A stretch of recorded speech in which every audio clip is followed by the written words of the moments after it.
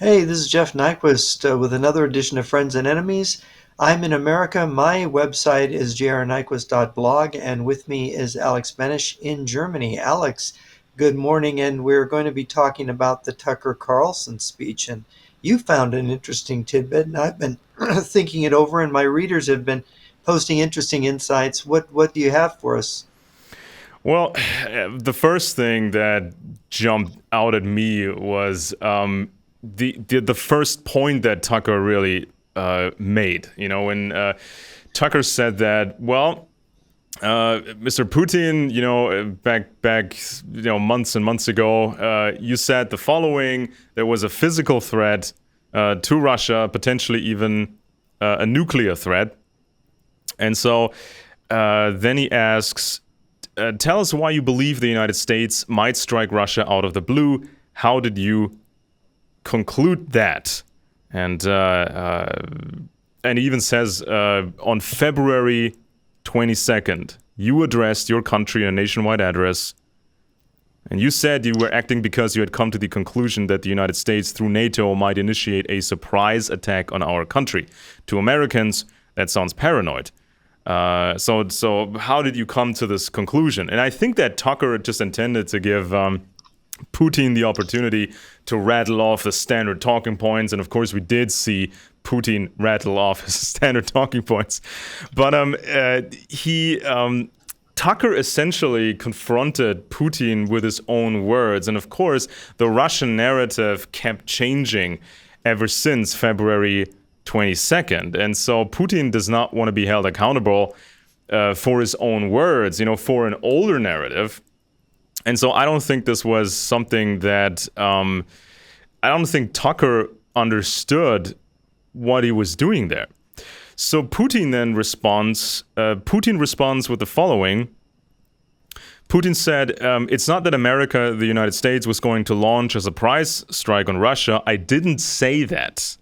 Are we having a talk show or a serious conversation? And in that moment, Tucker has this very, very nervous laugh. And then it's like the first moment of this interview and everything is going off the rails. So this is Tucker's journalistic integrity on the line, because Putin says, you're talking nonsense. I didn't say that. You're telling something that is not true. And Tucker responds with the following. Tucker says, well, here's the quote. And he's referring to the papers he has in his hand. And we can assume that he prepared for this. So he's directly contradicting Putin, thereby calling Putin a liar, right? And then Tucker goes on, he's mumbling, well, thank you. It's a formidable, serious quote. So he's trying to soften the whole accusation here. He's saying, well, you didn't say anything bad. You didn't say anything terrible. I actually like what you said. And so then... Well, this is where Putin is schooling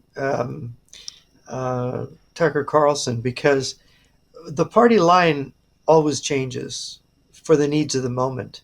And the needs of the moment in the party line in Russia are not that NATO was a big threat to Russia, and that's why he had to attack, because now everybody sees NATO's out of ammunition.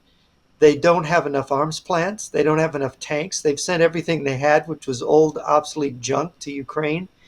The Americans are trying to ramp up their ammunition production. They don't have enough for Israel and Ukraine, supposedly. And so how can he make the narrative that NATO was about to attack him when they aren't even fully prepared to support Ukraine in a war?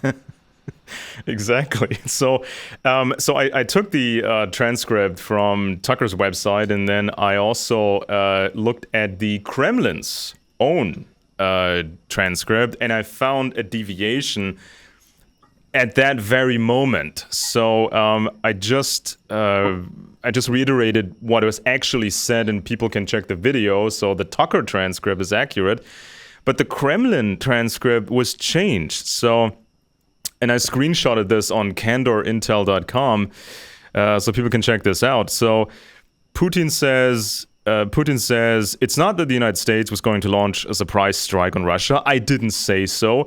Are we having a talk show or a serious conversation? And then it continues with Tucker Carlson saying, that was a good quote. Thank you. It's formidably serious. So they just omitted Tucker saying, well, here's the quote, meaning I have it in front of me. And so, in other words, checkmate. You actually did say that, so they don't want to let the Russian people know that Putin yes. lies. And of course, the cynicism of the Russians is that the public has a short memory. They can remember what he said. So right at the beginning, this interview is not going well at all. And so then Putin tries a historical argument, and he announces this will only take 30 seconds to a minute, but it's ending up... I remember thinking 30 seconds, really? it's ending up like 30 minutes or so. And essentially he's saying Ukraine is not a legitimate real state. It's not a thing. It's not even a country, he says. Right. And so then, of course, he has to explain what makes a country legitimate. Because by saying Ukraine is not legitimate, he has to give sort of the attributes. He has to explain what makes a country legitimate. And so he goes back to the 9th century to explain it. So he makes he makes this comparison, and he explains why Russia to him is very, very legitimate, because it's very old. And so in the earliest days, the Russian little empire at the time, the Russian empire had something to do with Kiev. So age is legitimacy for Putin. Now, of course, Ukraine does not have that sort of coherent, long backstory. So people need to note what does not contribute, what is not an attribute, legitimate one for Putin, what the people actually want. So if Ukrainians want to be Ukrainians, if they want to be their own thing, have their own language, and if they just do not want anything, if Ukrainians don't want anything to do with the Russian Empire, that doesn't count. So what anybody wants doesn't count, because Putin said so. And by the way, to go back to the 9th century is a very silly thing to do, because the 9th century is more than 1,000 years ago. And what has happened in the last 100 years is more relevant, because Germany defeated Russia in World War I. Russia was the Allied power that lost the war. And there was the Bolshevik Revolution in October 1917, and the Bolsheviks made a peace treaty with Germany, and that peace treaty included making Ukraine an independent country. And it's funny, Putin never mentions that Ukraine became an independent country by the Treaty of Brest-Litovsk and was independent of, and that was more than 100 years ago that it became, and then it joined the Soviet Union voluntarily, because Ukraine, guess what, was its own country, and it joined the Soviet Union as its own country, as an independent republic. So Lenin didn't create it. Yeah. Stalin didn't create it, right? Yeah, and also, I mean, if Napoleon had actually succeeded in conquering Russia, we might imagine that Putin would now be speaking French and saying, well, of course, this is all France. Vive la France. I mean, it's that silly, really. Putin talks about these old dynasties in Russia, the Rurikids, and so on and so forth. And there's been some indication that Putin may or may not have had Rurikid ancestors, because the name Putin might be a shortened version of Putiatin, which was an aristocratic line. And sometimes when there was an illegitimate child, only a half aristocratic child, that child would not get the full surname, but a shortened version of that surname. But that's kind of besides the point, because Putin has never really spoken about that directly, and it's hard to confirm anyways. But Putin talks like a czar. He views himself as the torchbearer of the old Russian Rurikid Empire. He presents himself. This is an example of Lenin's nationalist informed socialist in content, right? So he actually denies believing in God, although he wears a cross at strategic times. He presents himself as a Russian nationalist, but he's not. A Russian nationalist doesn't open up Central Asian immigration to Moscow, where they build one of the biggest mosques in the world in Moscow. Yeah. That's not nationalist. And How? people need to remember the communists had specific, very, very specific attributes, what is legitimacy and what is not. So the the communist drive for world dominance basically said that there are people worldwide in different countries, and these people are these people are in these terrible systems of exploitation, capitalist, imperialist systems, and these people are suffering. So communism will liberate these people. So they don't care how old your empire is. They don't care what contracts have been signed at some point. They don't care what languages people speak, and they don't care about any of that. So just the communist quest for world dominance really, really counts. And so, I should point out for those that listen to this historical diatribe by Putin, he did a number of counterfactual things. For example, he made the statement, bizarrely, that the Soviet period they Ukrainianized, that they pushed the Ukrainian language during the Soviet Union in Ukraine, and that is a complete lie. Anybody that's familiar with the history of the Soviet Union knows one of the things Stalin did is attempted to eliminate every major poet, even folk singers, yeah, who performed in the Ukrainian language. They wanted to eliminate Ukrainian as a language because they wanted to bind Ukraine to Russia. They made Russia basically the language. So when you go and you eliminate, I forget the numbers, it was hundreds of Ukrainian folk singers, poets, people who convey the language, sort of like bards. Ukraine had this tradition of these people who would convey these old stories, and they went to liquidate them. Very few physically survived. That was yeah, a campaign of extermination against Ukrainian culture.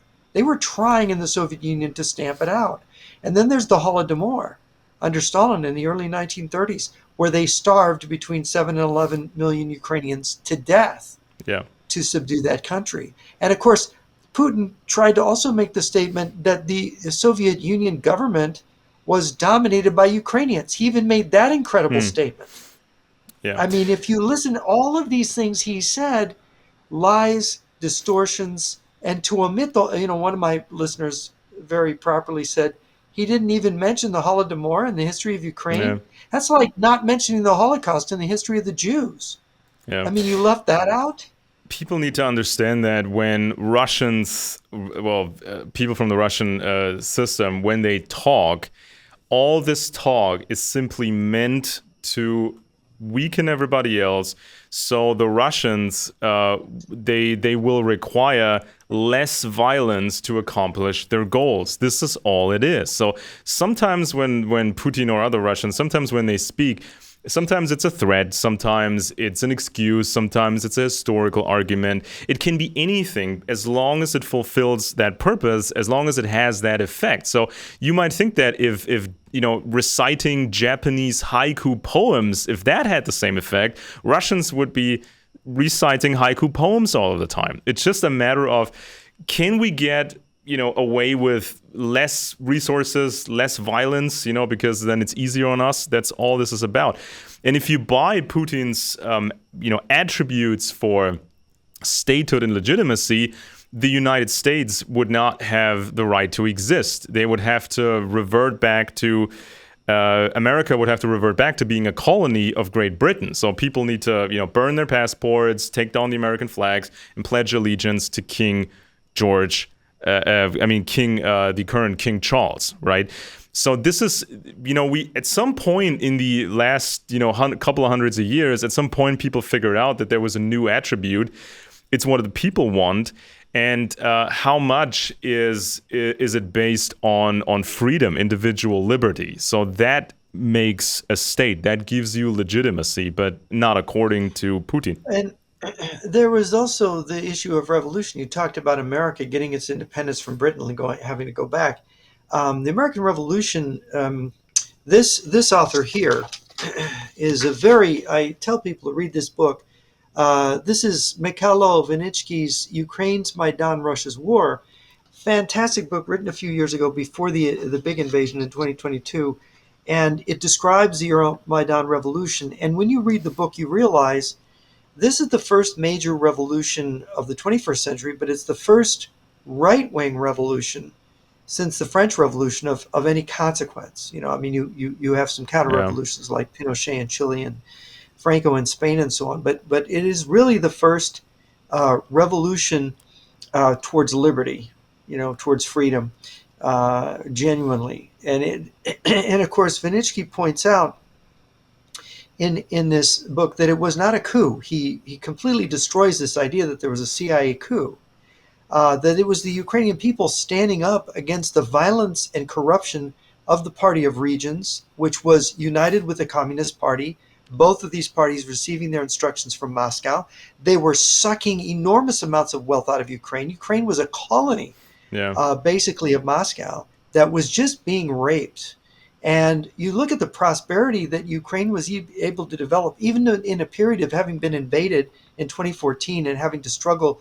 The Russian soldiers were amazed at the better stuff the Ukrainians had when they invaded. And it's like, that's just in 8 years of being free from Moscow, the Ukrainians were able to increase the quality of their life that much to be noticeable to the invading Russian soldiers. So, but what's really interesting to me is if you know the history of the KGB, at the end of the Cold War, there were 1 million employees of the KGB in the former Soviet Union, according to one of the historical accounts I've read on this, the KGB. And of course, this is an enormous organization. Well, it has border guards, it has domestic surveillance services, it has all kinds of branches, and what's interesting is that all of that was retained in Ukraine. And what a lot of people don't know in this war, the SBU, which is the Ukrainian KGB, the follow-on organization, it has been problematic throughout the war. There have been successive purges and arrests within the SBU because they're still loyal to Moscow. In fact, there's been talk in Ukraine of getting rid of the SBU altogether because it's just so full of Russian operatives.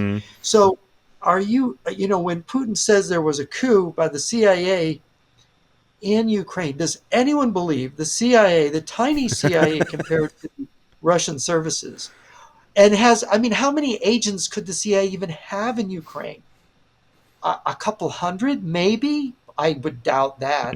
But if they did, it's like the Russians have thousands of agents. They own businesses and companies and fronts and radio stations, and the media was penetrated by them. And the government, Boris Chikole, who I interviewed many years ago, and I've chatted with him. He lives in Germany now, by the way. Boris Chikole did a study. He worked in Ukrainian television in Kiev back 10, 12 years ago. And he did a study of the Ukrainian elite. It was quite an extraordinary piece of work in which he went into the backgrounds of the top, 1,000 people in, I forget the exact number, in the Ukrainian parliament, banking, media, military, police. 51%, it's a funny percentage, all had gone to KGB academies and or were in KGB organizations. Right? In Ukraine, 10 years ago. So this Euromaidan revolution took place against a massive establishment and so it was it could only have happened by the spontaneous uprising of millions of Ukrainians that just terrified these Reds who fled to Moscow.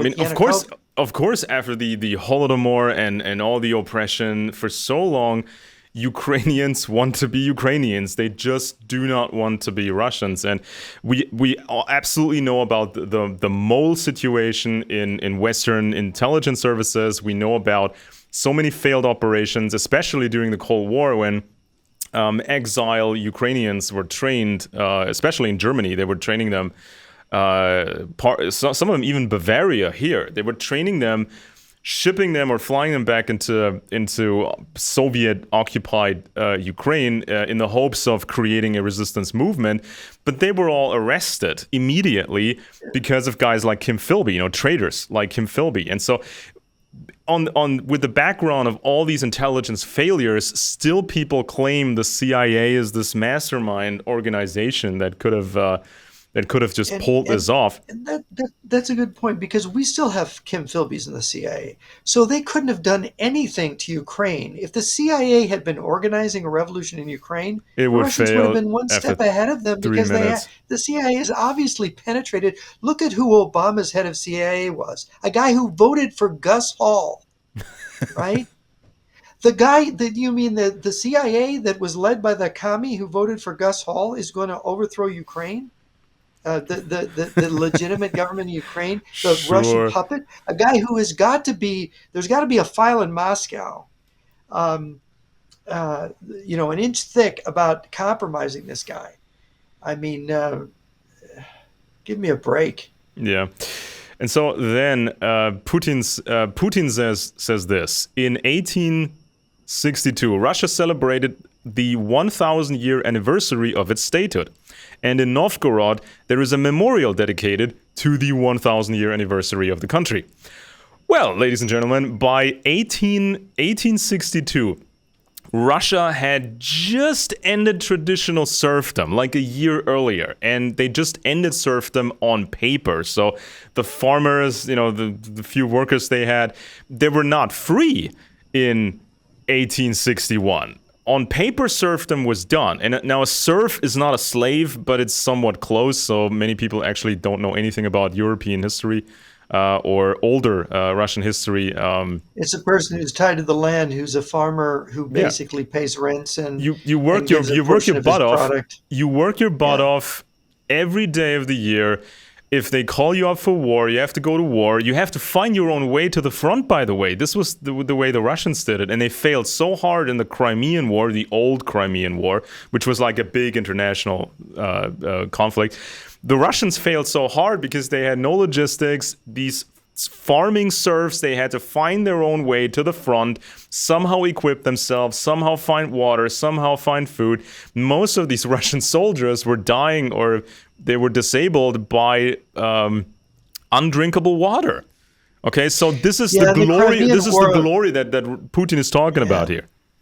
Yeah, in the Crimean War, most of the soldiers that died of dysentery and other illnesses. Yeah, and obviously, today, this glorious empire of Putin. This glorious Russian empire he's talking about, it's literally dying. I mean, it has been dying, demographically speaking, for many decades now. So even, I think, Bangladesh has more citizens, I think 20 million more citizens than Russia. So where is the glory and where is the legitimacy of the Russian empire today? Sure, it's old. It's very old. But that's just about the only thing you can say about it, right? And so, obviously, by the year 1862, by that time, the rulers of Russia were from the German houses of Hessen and Schleswig-Holstein. Is Putin going to hand over his reign to those guys? Same families that, constitute the throne of Britain? Probably not. So where's the legitimate? Yeah, if he believes in history so much, doesn't he want to give stuff back to the people the Bolsheviks stole it from? Yeah, I mean, where is Putin's legitimacy? I mean, he acts like a czar. He wants to come off as a czar, but he's not. He's not from the house of Hessen. He's not from the house of Schleswig-Holstein. So where is his legitimacy in all of this? Now, some media outlets, they actually called the first 30 minutes of the Tucker interview, they called it boring. It's not boring. It's certainly very important because this is where Putin says what makes legitimacy and what not makes legitimacy. It's very, very important. So then he says, he talks about the single territory, integrated economic ties, same language, so many years ago. Back in the Middle Ages, Prince Yaroslav the Wise introduced the order of succession to a throne. There was nothing special about it, Putin says. The same was happening then in Europe. But then he has to admit the fragmented Russian state became an easy prey to the empire created earlier by Genghis Khan. Okay, so if might makes right, shouldn't Russia be, run by the Golden Horde now, or the successors of Genghis Khan? Where's the logic in that? They need to get Mongolia back in charge of Russia now. What's he talking about, right? You better hand it over to Mongolia if you want to be.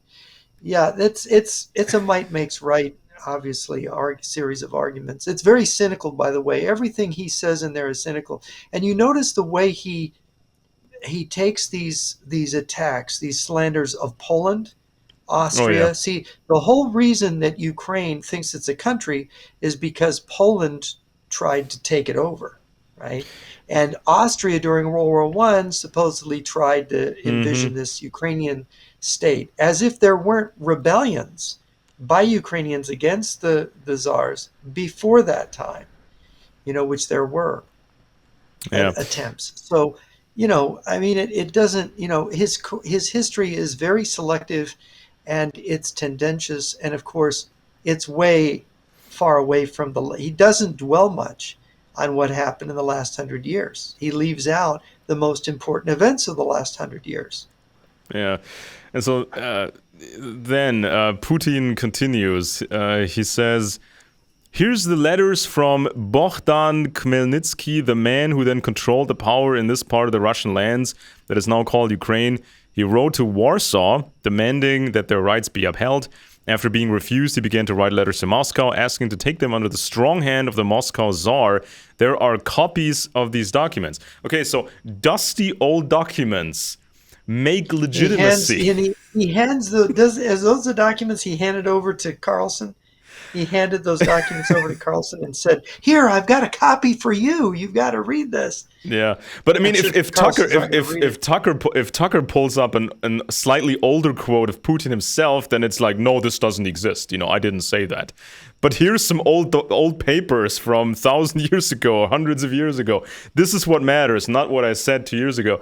Or it's like this is how Putin is able to just make things up as he goes along. So the old might makes right argument, according to Putin, is only legitimate when it benefits the Russian Empire.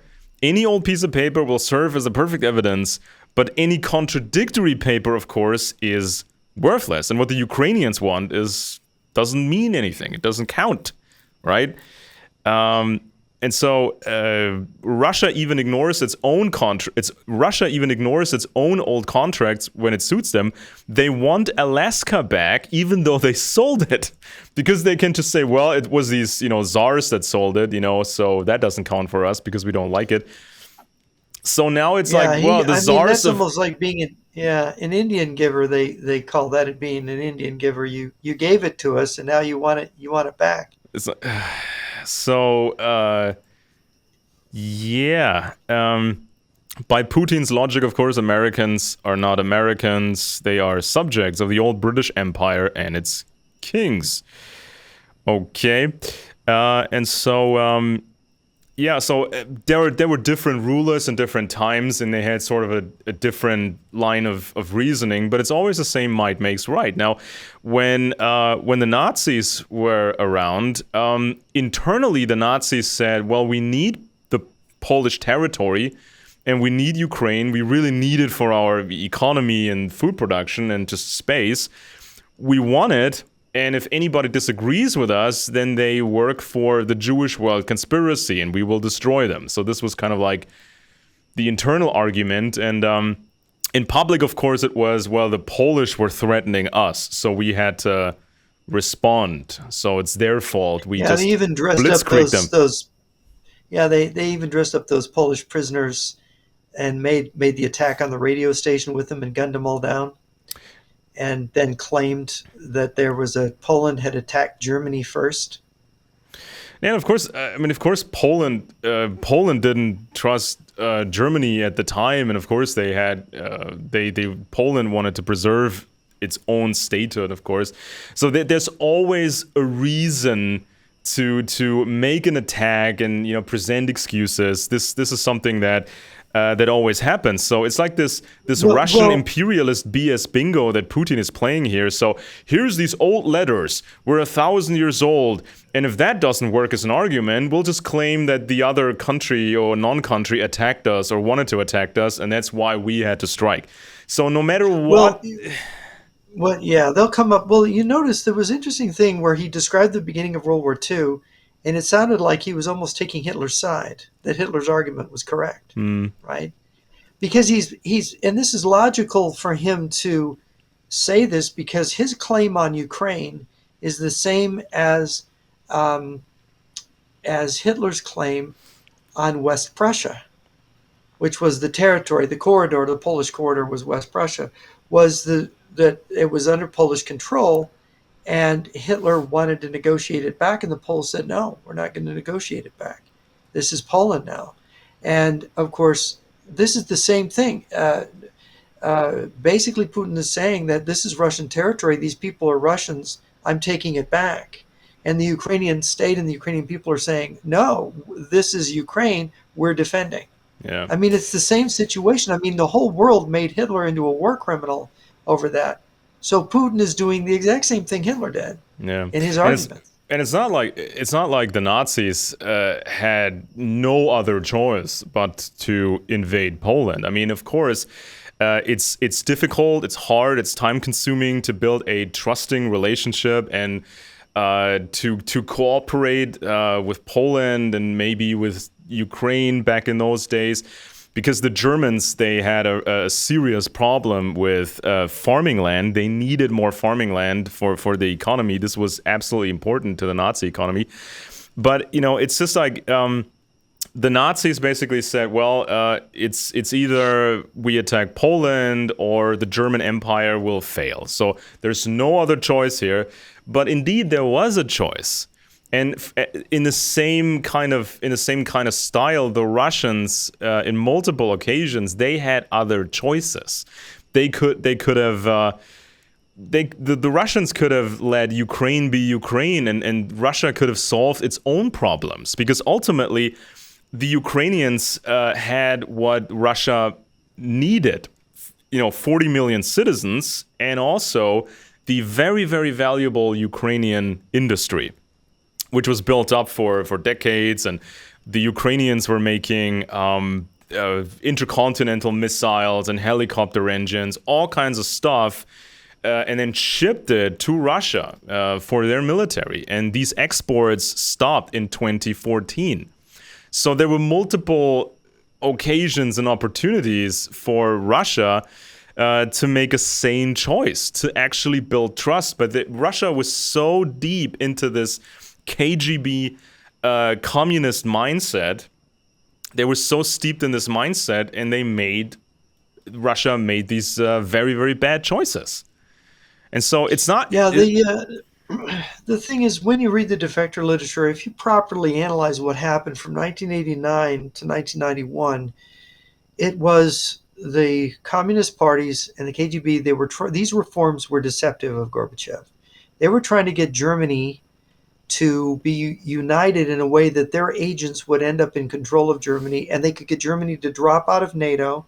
That would destroy NATO. They'd have a separate agreement, treaty of friendship with Germany and the Soviet Union, and that they would therefore be able to realize the one common European home, the dream of dominating Europe.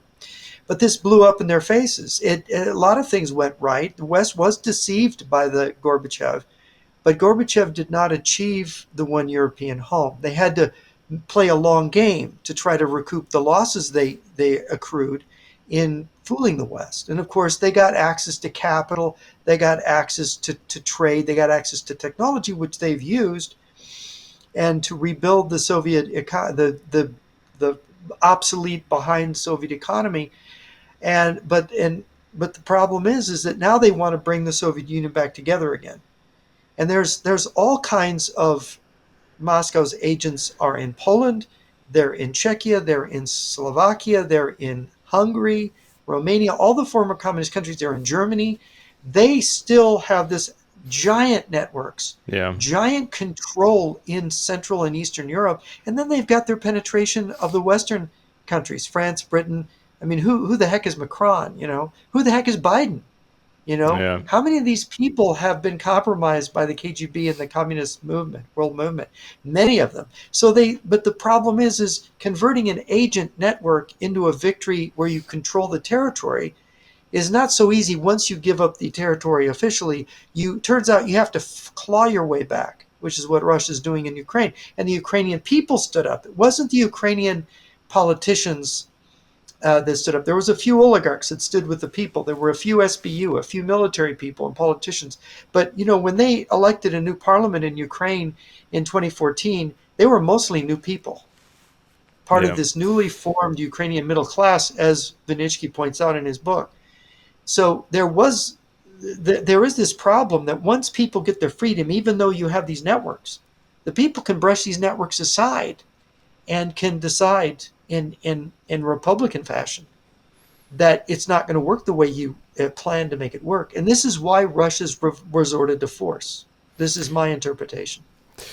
So then, Putin says the following. Under the rule of Catherine the Great, Russia reclaimed all of its historical lands, including in the south and west. This all lasted until the Communist Revolution. Before World War I, Austrian General Staff relied on the ideas of Ukrainization and started actively promoting the ideas of Ukraine and Ukrainization. The motive was obvious. Just before World War I, they wanted to weaken the potential enemy and secure themselves favorable conditions in the border area. So if someone else uses baseline methods, it's a mean conspiracy. But if Russia does it, it has the blessing of Jesus, apparently, or Karl Marx, for that matter. So Cambridge historian Christopher Clark explained in his 2012 book that Tsarist Russia was the driving force behind World War I, not Germany and Austria, because Germany and Austria were in the weaker alliance, and you always wanted to be in the stronger alliance to squash the weaker one. This is the old game in Europe. And so Russia scaled up its military back then to 1.5 million soldiers, had France and Britain as its partners. Everyone knew war was coming. So the Russians would have gladly taken Germany and Austria without any silly historic argument about Rurikid princes and old documents and so on. So when a silly historical argument doesn't work in the Russian favor, the Russians can always claim they were threatened and had to act. So it's like this BS bingo game that Putin is playing here.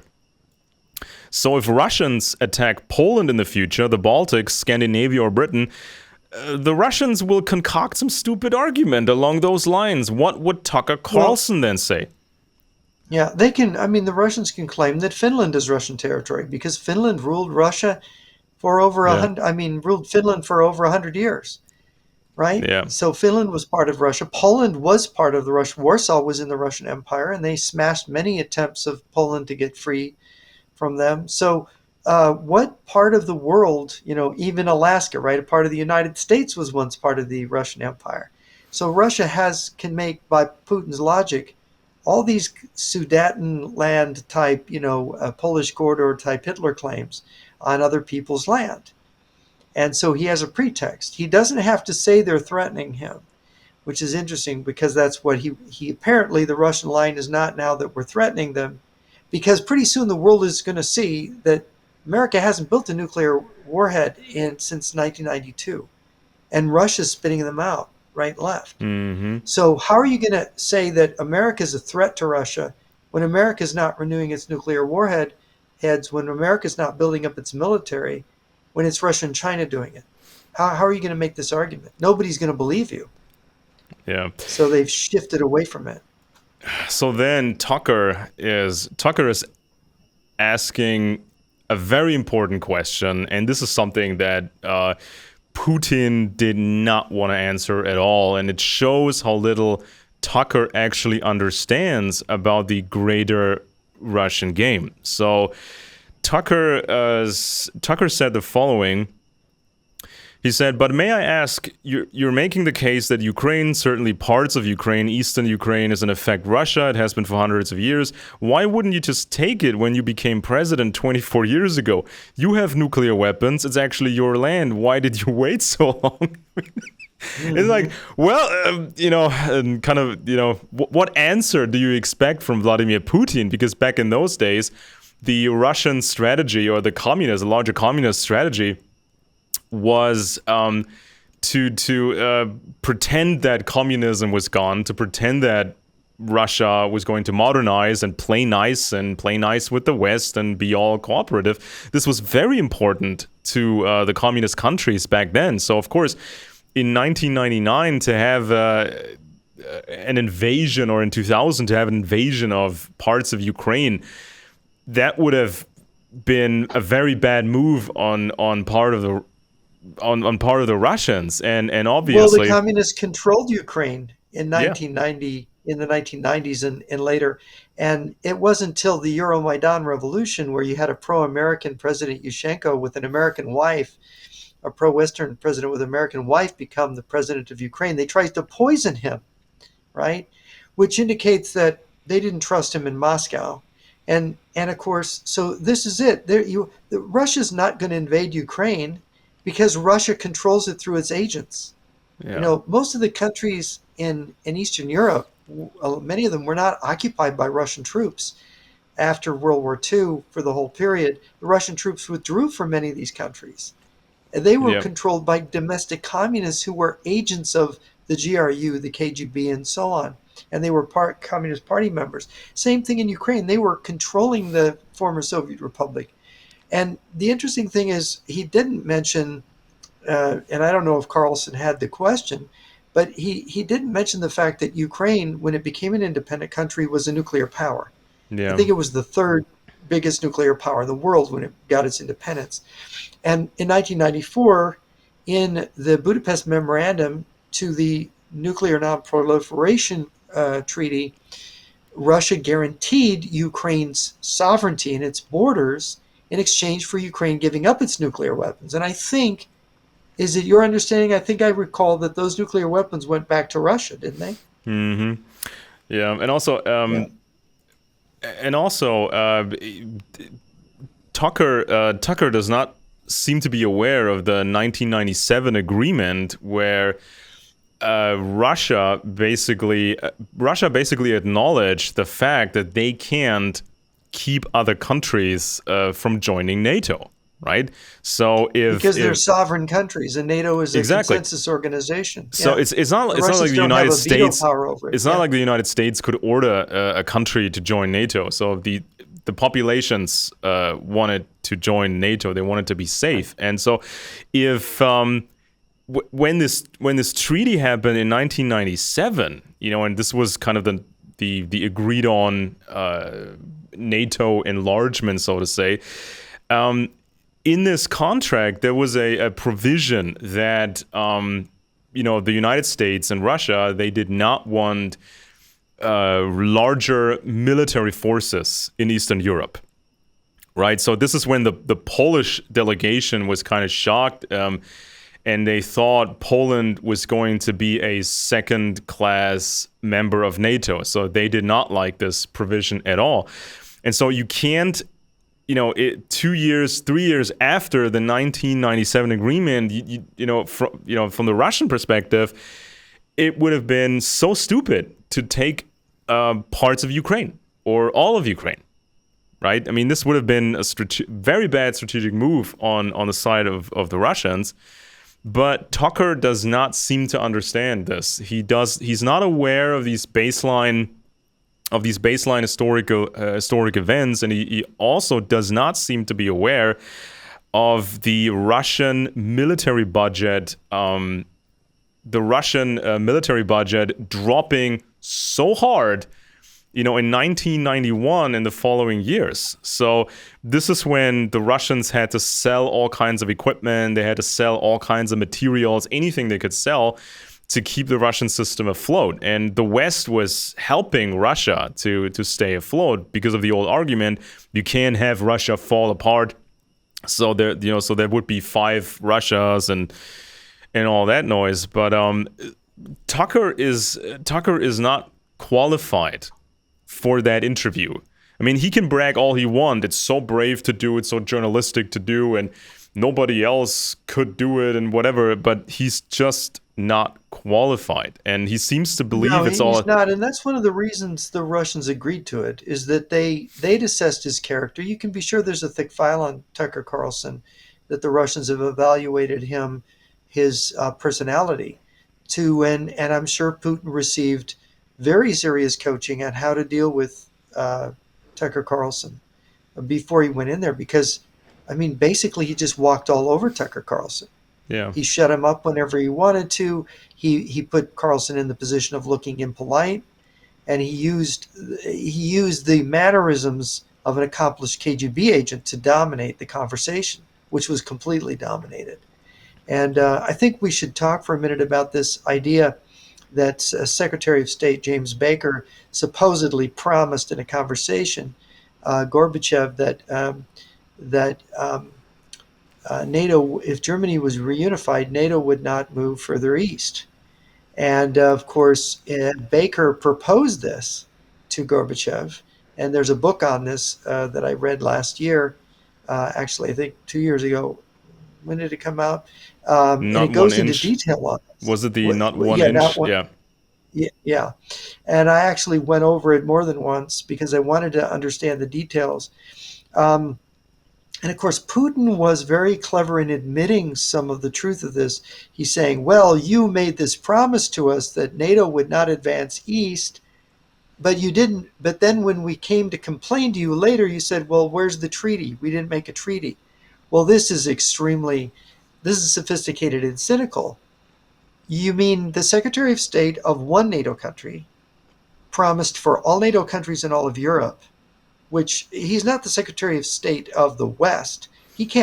Secretary Baker can't, he can make a proposal Yeah. that if the Russians wanted this agreement, we could formalize it and get all the countries of NATO to agree to it, get everybody to sign it, right? But this, Gorbachev blew him off. And this is the point that's made. If Gorbachev had wanted, but see, Gorbachev was trying to deceive the West by appearing to be liberal, by unifying Germany. He was trying to trick the American. So he wasn't concerned about getting a promise from the Americans. He was concerned with fooling them and getting this whole thing arranged in a way that he had envisioned it and the Russian planners had. The fact that it didn't work out, that it blew up in his face, that NATO didn't disappear, was a glitch in their plan. And the idea then later to blame that the Americans had made this promise, there was the suggestion that they would make this promise. We were willing to make it, but there was no treaty, so there was no promise, because states do not make promises that are not Mm-hmm. on paper and signed. That's just a fact of life. That's not cynicism. That's a reality. If you sit down and you're throwing ideas around, hey, what about if we propose that Yeah. we're not going to move further east? Gorbachev didn't even respond to that, didn't even take it serious. In fact, Gorbachev was eager to give away as much as he could to reunify Germany. And of course, it was supposed to be a different process than it turned out to be. And of course, you know how strong the communists are in Germany today, how strong they are in Poland with Donald Tusk. How strong, by the way, I wanted to ask you, some people are saying that Donald Tusk has this history where he was a Stasi agent years ago. Have you heard this? I went into this a long time ago. I'd have to pull this up. I think there was even some contacts or some common ground between Donald Tusk and Angela Merkel. And there's even some older backstory, because I think Angela Merkel has her family has some background in Poland. That was a case I covered a long time ago, and I should pull it up because this is actually Yeah, important. yeah. That's Um, important now. But anyway, the point is that you see all these these NATO politicians have this background in the Soviet structures. And so there was a plan to exploit that. Now they're still exploiting it, but not as effectively. So Putin is misrepresenting this history of NATO promising not to move forward. When you have all these countries where you have strong communist structures in the Baltic states, in Poland, in Romania, particularly those countries, you had a political struggle in those countries where the people who wanted to be free from Moscow thought, if we can join NATO, if we can get a majority to join NATO, we'll have a layer of protection Yeah. against Moscow. Because they couldn't just send troops to back up their stooges, right? Putin can't send troops into Poland to back up Donald Tusk right now. He can't, I mean, he can't do that because of NATO. He can't do it to back up his buddy Orban in Yeah. Hungary, right? And So that's what even happened, I think. even a lot of Russians over the last 10 years, 20 years, 30 years, even a lot of Russians did not want to be Russians. They left. They migrated to Europe. They migrated to the United States, especially those who were qualified and they wanted to do business without just corruption at every little stage. And so these people just left. And when the Ukraine invasion began, even more Russians left because they don't want to be Russians in the sense And a of lot of the Russians in Ukraine that were Ukrainian citizens of Russian nationality, they don't want to be part of Russia. yeah. And of They'd course rather they be can, part of Ukraine. if you're a quote unquote Russian, if you leave Russia, okay, you can still preserve the language, you can still buy Russian foods. There are little supermarkets almost everywhere in the world, or you can buy stuff online and then have these food traditions and the music, and you can still read Russian literature, you can still watch Russian movies. That's not a problem. But as a matter of being a Russian citizen, many Russians did not want to be Russian. And so then Putin goes into World War II. Oh my God. Putin says the following: so before World War II, Poland collaborated with Hitler. Well, so did the USSR. And Hitler thought he could take Poland as long as he had a deal with the Russians. And there are laws in Russia, by the way, now, where you can't tell historical truths. I covered this a while ago when people got into trouble in Russia for saying things that are historical facts. So if Russia doesn't like these facts, they will say you violated the law, you told stuff that's not true. So the ultimate the ultimate attributes of what makes something true according to Russia is, does it help Russia's cause? So this is like George Orwell 1984 level stuff. Just like at the very beginning of the Tucker interview, when Tucker said, well, you said this, in February of 2022, and Putin says, no, I did not say that. I did not claim a physical threat. It's like, this is the level of what Putin is doing here. And then maybe the thing is, a lot of people don't know, when Hitler came to power, he made a non-aggression pact with Poland, which then he suspended in 1939. He got out of it. But he originally planned that if there was a future war with the Soviet Union, that Poland, he was looking forward to Poland and Italy being his allies against the Soviet Union. And when Poland didn't want to be the junior partner of Hitler and didn't want to empower Hitler further and balked this, that's when Hitler decided, well, I'll make a non-aggression pact with the Soviet Union then, and I'll crush Poland, which was, kind of the way Hitler thought, is I'll go with whoever will go with me. And of course, that was really stupid of Hitler because he was making a deal with the real devil there. But what Putin doesn't tell is the part where Hitler's plan to have an alliance, future military alliance with Poland, became actually a future military alliance with the Soviet Union, and he didn't go into that, how they partitioned Poland. He just sort of skipped over that dark passage in Russian history. Yeah. And I'm just gonna pull up something on up on the screen here for people to see. Okay, so this is the speech that Tucker was actually referring to. So people can find the original transcripts, and here is a Wikipedia entry on this. So this is the Wikipedia entry for the address concerning the events in Ukraine. This was a televised address by Putin on February 21st of 2022. And so it starts with a lot of, pseudo-historical, whatever, background. And, okay, and so here is the relevant part. I'm just going to highlight that, and people can check that out for themselves. It says this: following that, he argued that post-Soviet Ukraine was infected with the virus of nationalism and corruption, calling the 2014 Revolution of Dignity a coup d'etat that was led by Western powers that plunged Ukraine into a civil war. He then said that the Ukrainian government had enacted of laws discriminating against Russian-speaking Ukrainians, and said that it was preparing its military for hostilities against Russia, including intending to create nuclear weapons and allowing a buildup of NATO forces on Ukrainian territory. Putin further stated that Ukraine joining NATO is a direct threat to Russia's security, and that NATO had failed to uphold promises not to expand into Eastern Europe. So people can even check out the video on that. This was Putin's speech. All the elements are there. Direct threat, military threat. This was all NATO, and there was also a nuclear threat. Putin said this, and Tucker, of course, because they prepared for this interview, Tucker had that very quote. And so he starts out the interview with mentioning this quote, and Putin responds with saying, "I did not say that. You are not being a serious journalist. I want a real interview, not a silly talk show." And of course, Tucker did not expect this reaction from Putin. He goes into this extremely nervous laughter and says, "But here is the quote." And then he says, well, it's a good quote. He's trying to soften the blow here. It's a good quote, it's really formidable.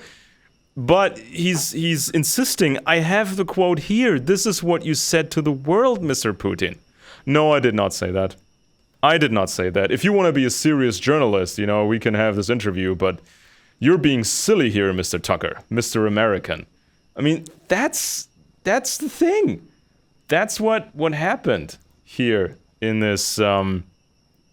That's what happened here in this interview.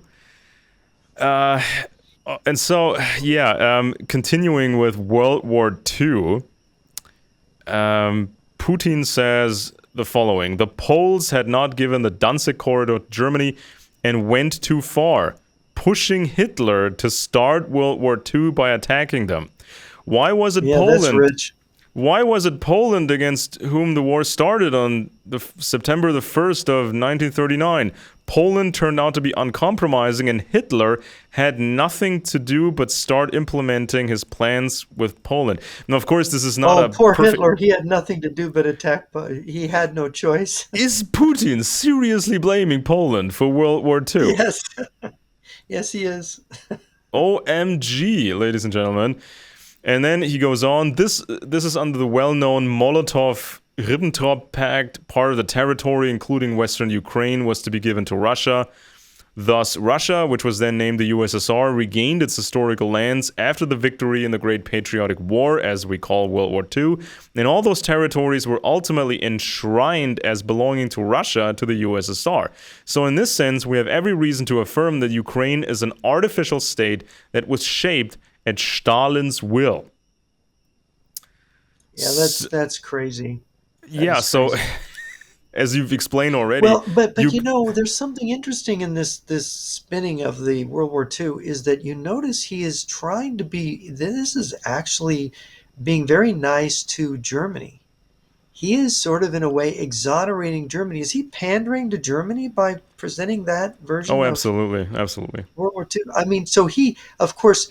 This is the thing. Poland doesn't matter as much to Russia as Germany does. Russia has always, Moscow and the communists have put Germany up on a pedestal as that if they could unite with Germany, all would be right with the world. They would dominate Europe. They would have the economic plugins they needed to do anything they wanted. And so there he is, right in the Carlson interview, pandering to the German. Of course, he's a German-speaking Russian who served in Germany. So, and of course, what do you suppose the AfD people will do when they They vandalized his speech. Yeah. Has there been any reaction from the AfD? Are they cheering this on? Well, of course they're rooting for this interview because they're cheering on everything that Russia says at this point. But I remember a few months ago there was this big celebration of what was it? 100 years of something. I don't exactly remember what it was, but it's a big celebration in Russia. The celebration of winning the war against Germany. And so with these festivities, you always get the visitors, German visitors at the Russian embassy, right? And usually you have the Social Democrats visiting, but this time these right-wingers were visiting, for the celebrations. And so this is when in some of these high-level chat groups... When was this? This was a few months ago. I can pull this up. And so these right-wingers, they went there, these AfD people, and then there was some really angry chatter in these AfD chat groups, right? The high-ranking closed chat groups, because some of these people said, why are we, celebrating Germany losing? What is going on? So some people are really not in tune with the plans of the AfD leadership, right? So, I mean, of course, what Putin said in the new interview is going to go a lot better, with the AfD, I think. Yeah, it's sort of a paradoxical situation where these right wingers, they think they need Russia to have another German empire. And be strong and dominant, but at the same time you have to throw yourself to the ground, like in old times when you have to pledge allegiance to a foreign emperor or something. You have to throw yourselves on the floor and just humiliate yourself that way, in a sense. This was Putin's telling of the Second World War. Now, of course, what Tucker probably doesn't know, maybe he does, maybe he does not know, the attack on Leningrad, that seriously affected Putin's family. So Putin's parents almost died. Because his older brother did die. Yeah, in the siege of Leningrad. His brother died, and so this is kind of the old trauma in the Putin household. So imagine growing up in, damaged Leningrad, as it was called at the time. When everybody is just mentally ruined and the city is ruined, and you have to grow up in relative poverty, and everybody's so miserable. And we know how Putin grew up as a young boy. There was violence on the streets all the time. He was bullied pretty harshly. He had to learn judo as a martial arts to defend himself. So this is how he grew up. He didn't grow up in a glorious empire, full of glitz and all that. So he grew up in the dirt, and it's all because of those Germans. So he really probably hates us to this very day. And Putin would like to take over Germany and fly into Berlin, occupied Berlin, and raise the Russian flag and say, "This is for my dad. This is for my father. This is for my brother." And finally, we made this happen. But Tucker probably does not know this. I don't think so. So then Tucker actually goes back to this old quote. This is later in the interview. Tucker says, but the fact is that you didn't make this case in public until 2 years ago in February of 2022. And in the case you made, which I read today, so reaffirming that this was a real quote, you explain at great length that you felt a physical threat from the West in NATO, including potentially nuclear threat. And that's what got you to move. Is that a fair characterization of what you said? And Putin dodges the question. Putin does not want to be confronted with his own words, with his own narrative from back in 2022. So Tucker, he seemed to expect that Putin could give an easy answer to that, and Putin would simply reaffirm the old narrative and say, yeah, of course, the NATO forces and the Ukrainian forces and the nuclear threat and all of that. But this was a serious miscalculation by Tucker at this point. So then Putin is talking about a German man, believe it or not. Putin says there were smart people back then, including in Germany, Egon Bahr, a major politician of the Social Democratic Party, who insisted in his personal conversations with the Soviet leadership on the brink of the collapse of the Soviet Union that they knew security systems should be established in Europe. NATO must not expand. Now, whom is he talking about? Who is this Egon Bahr? Why would he mention Egon Bahr? And Tucker, of course, does not know who Egon Bahr was. Egon Bahr was one of the most powerful social democrats in Germany. That's like the Democratic Party in the US. And so they called him Tricky Egon for a reason. Because the Social Democrats at the time when they had a chancellor, Willy Brandt, back in those days, the Social Democrats, they established these unofficial channels to the Soviet part of Germany, and of course these back channels were with the communist Stasi, the communist intelligence service. And so by now we can reconstruct this fairly well. And I recently just looked at it again for my new book project. And so you had hardcore Stasi people back channeling with the Social Democrats quite a lot. And there was some shenanigans like you wouldn't believe. So at some point there was a vote of, what do they call it in English? A vote of mistrust or a... non-confidence. Non-confidence vote, and so it's a vote of no confidence. Exactly, vote of no confidence. So the social parliamentary systems. Yeah. So the Social Democrat government in Western Germany was in trouble, and so they were panicking, and the communists were panicking in the East, and so there were all sorts of Stasi shenanigans going on to secure more votes. You had what the assistant of Willy Brandt found out to being a communist agent. Yeah, that ultimately killed his which chancellorship. Of course badly damaged the Social Democratic Party and led to the long chancellorship of Helmut Kohl. Yeah, and of course, while we're at this point in history, I think I need to mention this as well.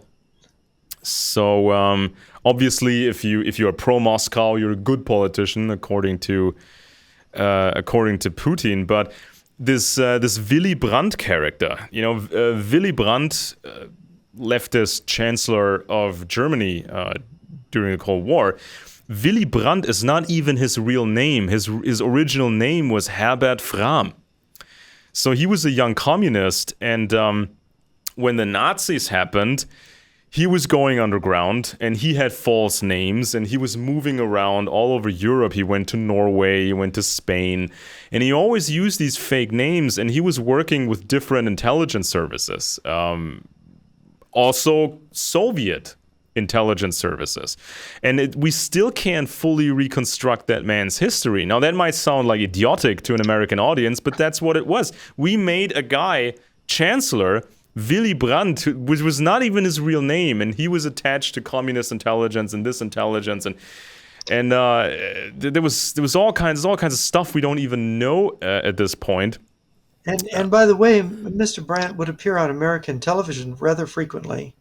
For those that remember the news, who followed the news here in America, and he would present himself as a very plausible, center of the road, sort of reasonable guy.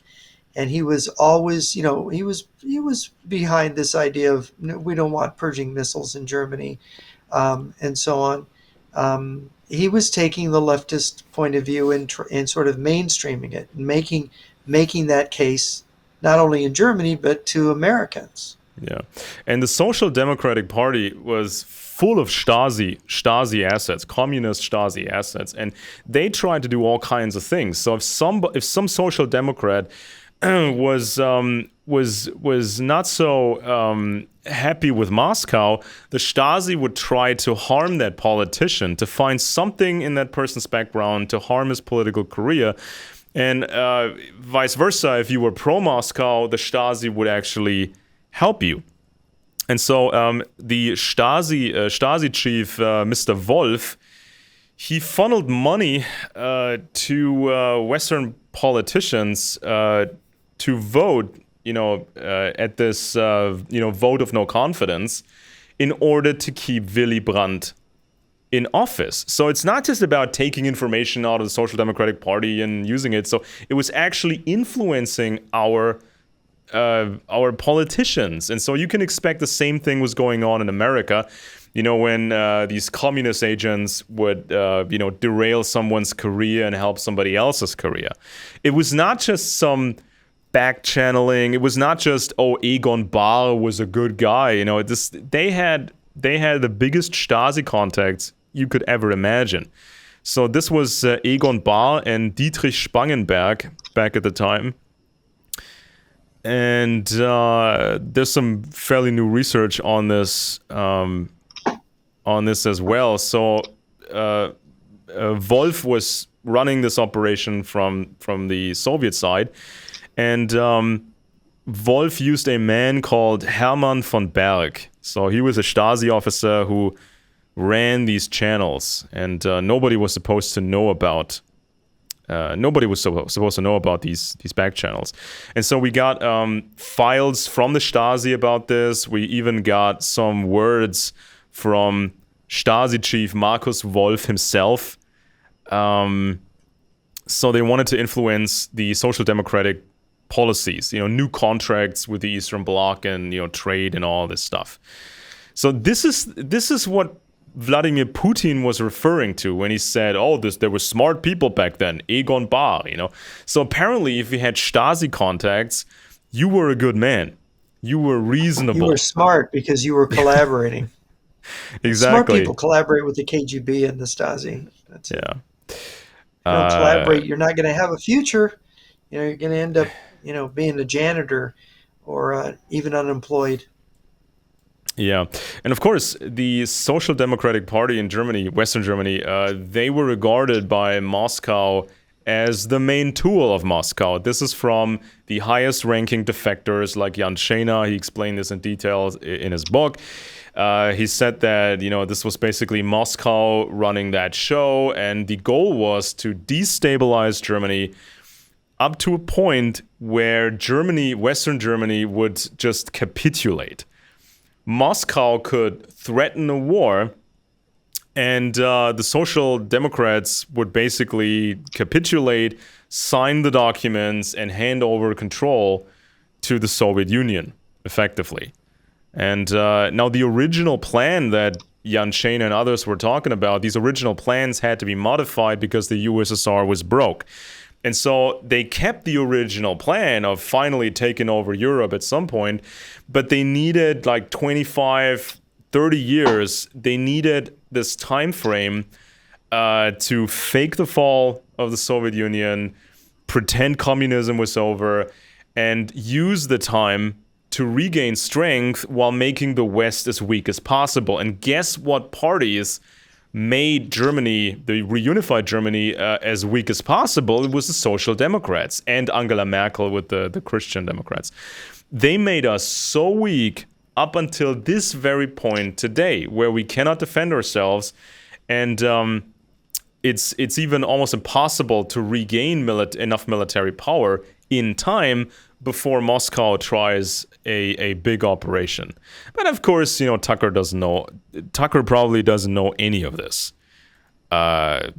judging from this interview and all the other work by Tucker Carlson. Okay. Yeah. By the way, let's talk for a second about Carlson's educational background. I saw him give a talk in which he kind of admitted that in college he was an indifferent student. That he really wasn't interested in school. He didn't like the academic track, and that he went into journalism instead. And there's an understanding that scholarship is very exacting, And journalism is not. Journalism is very hurry up, get it done fast. Doesn't matter if it's perfect. Just put it out for today because tomorrow it's going to be at the bottom of the birdcage. So journalism is not known for its accuracy or its carefulness, like scholarship is supposed to be. So I was intrigued me that Carlson made these admissions about his educational background, and it made me realize he kind of admitted he didn't like reading Mm-hmm. and he didn't like studying, and that's kind. It was honest of him to admit that, but it's really not creditable to not read, right, and to Yeah, not it's be into unforgivable. studying, It's right? unforgivable. Yeah. Yeah, and so of course, for the rest of the interview, we get the standard talking points that we've heard so many times. The Nazis in Ukraine, which mean the little Nazi movement in Ukraine means absolutely nothing. The West betrayed us, and the CIA blew up the Nord Stream pipeline, right? And Tucker even asks, well, don't you have proof of this? Why didn't you present proof and have this big propaganda victory? And Putin dodges that point. He's just Yeah, mumbling, because well, they don't this. have here the Russians are so good at information warfare, but they don't have proof that the CIA blew up the pipeline. Mm-hmm. And in fact, it's those Scandinavian journalists that had caught the Russian special operations ship over the pipeline where it blew up a week before it happened and documented it. But nobody wants to talk about that. And of course, Putin goes into this big thing about how Bill Clinton. He asked Bill Clinton if Russia could join NATO. Remember Yeah. that? Yeah. And Bill Clinton said, "I think so." And then Bill Clinton came back to him and said, "Well, no, you can't join NATO, right?"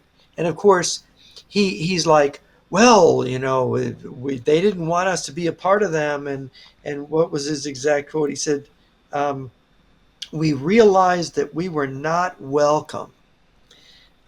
They were not welcoming us. So, oh, the hurt feelings. Oh, we missed this opportunity." But you had at that time countries, obviously, you're getting reports from American intelligence and West German services that these Russian networks are still alive, Yeah. that the Russians are still doing nasty things to people, that Russia is not. I mean, by the time you get to there, is Russia really a free country yet? They were waiting for the reforms for capitalism to work. And what happened is all the money that was sent to Russia, and it was tens of billions of Deutschmarks. The Germans were the ones that gave the most money to the Soviet Union and to the Russian Federation. But other countries invested and so on. But what was happening was money was disappearing. Yeah. And there was money laundering and money was showing up. You had the Bank of New York scandal. You had all these things that ended up coming up. There was no way that the West was uninformed about the problems with Russia.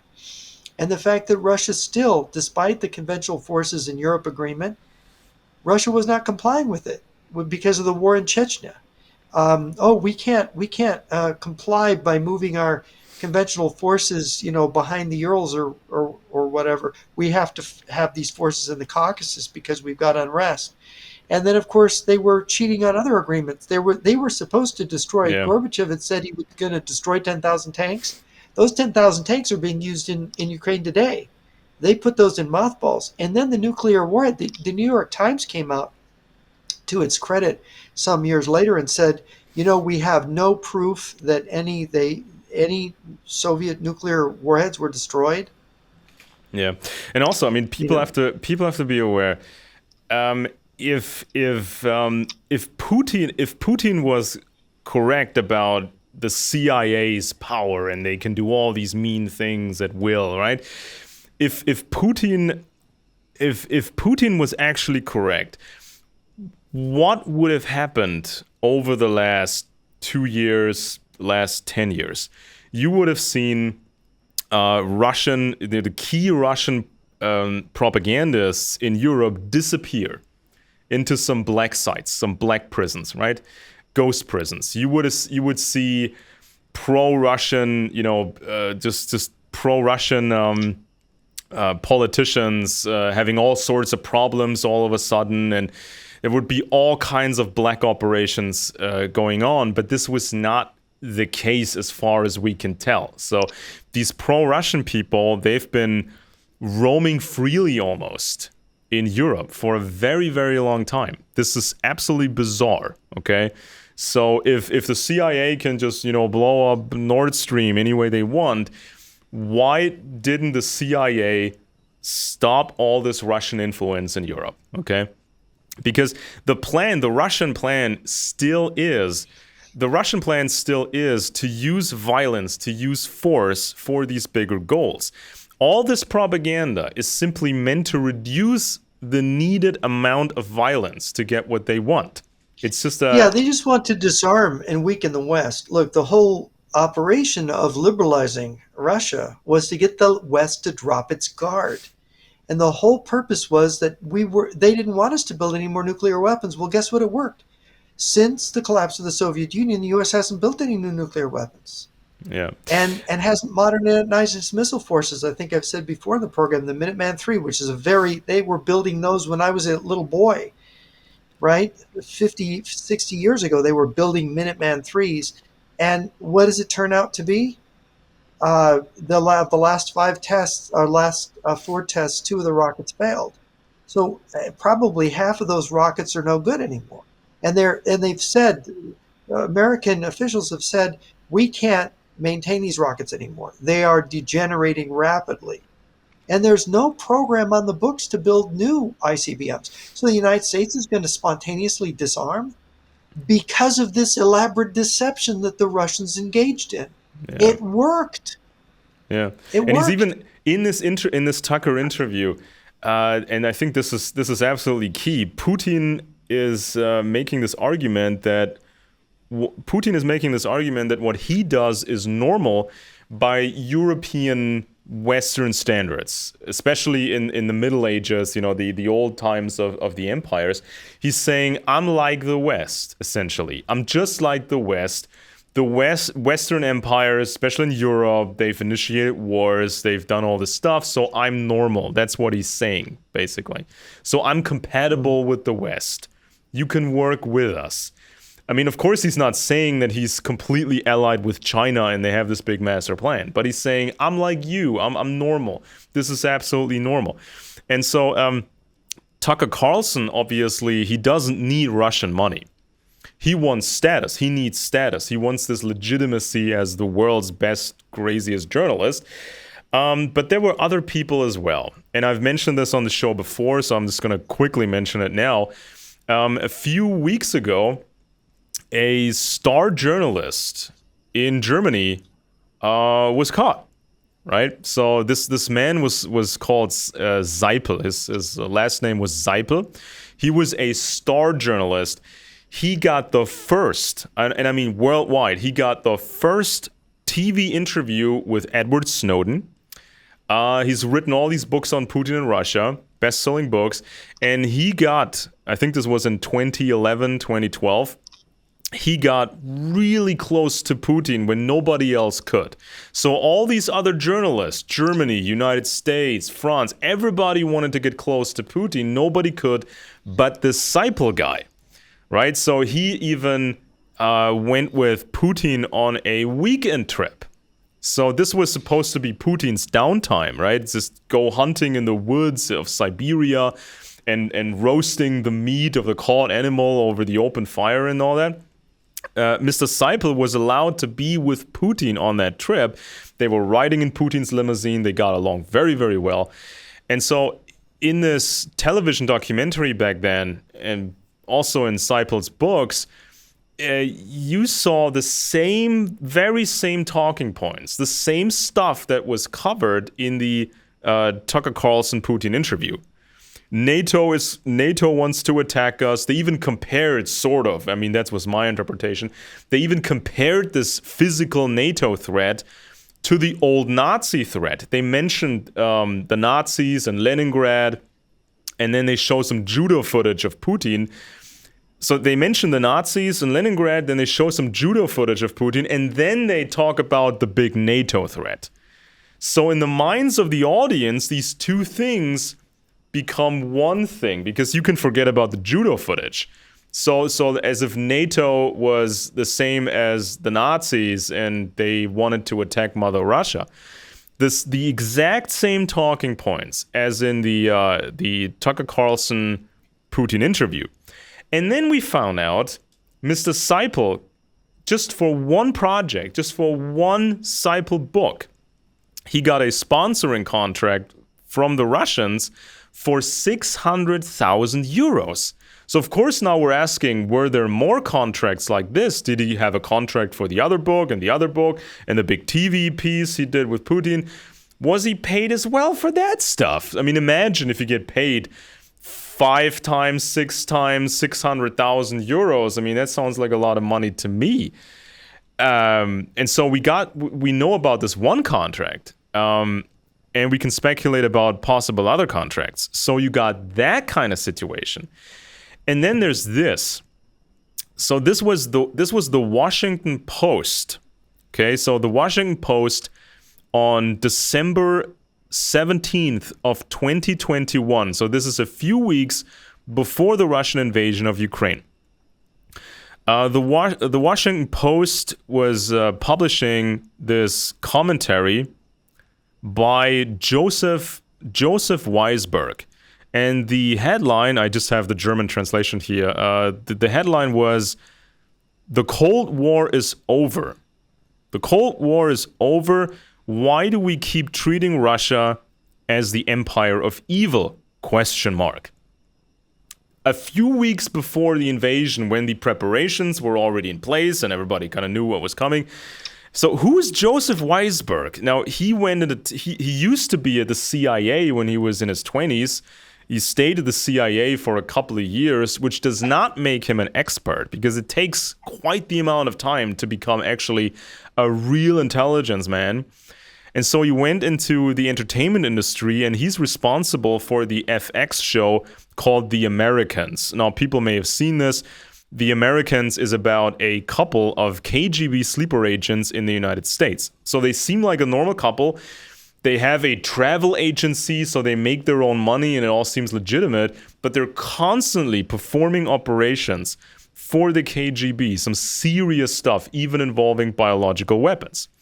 And so they murder people, they do all kinds of stuff, but the show is really, really kind to these main KGB characters. Like they show you the KGB handlers. It's this older guy. Then they get a new handler. It's this older woman, and you're supposed to like these characters or at least respect them.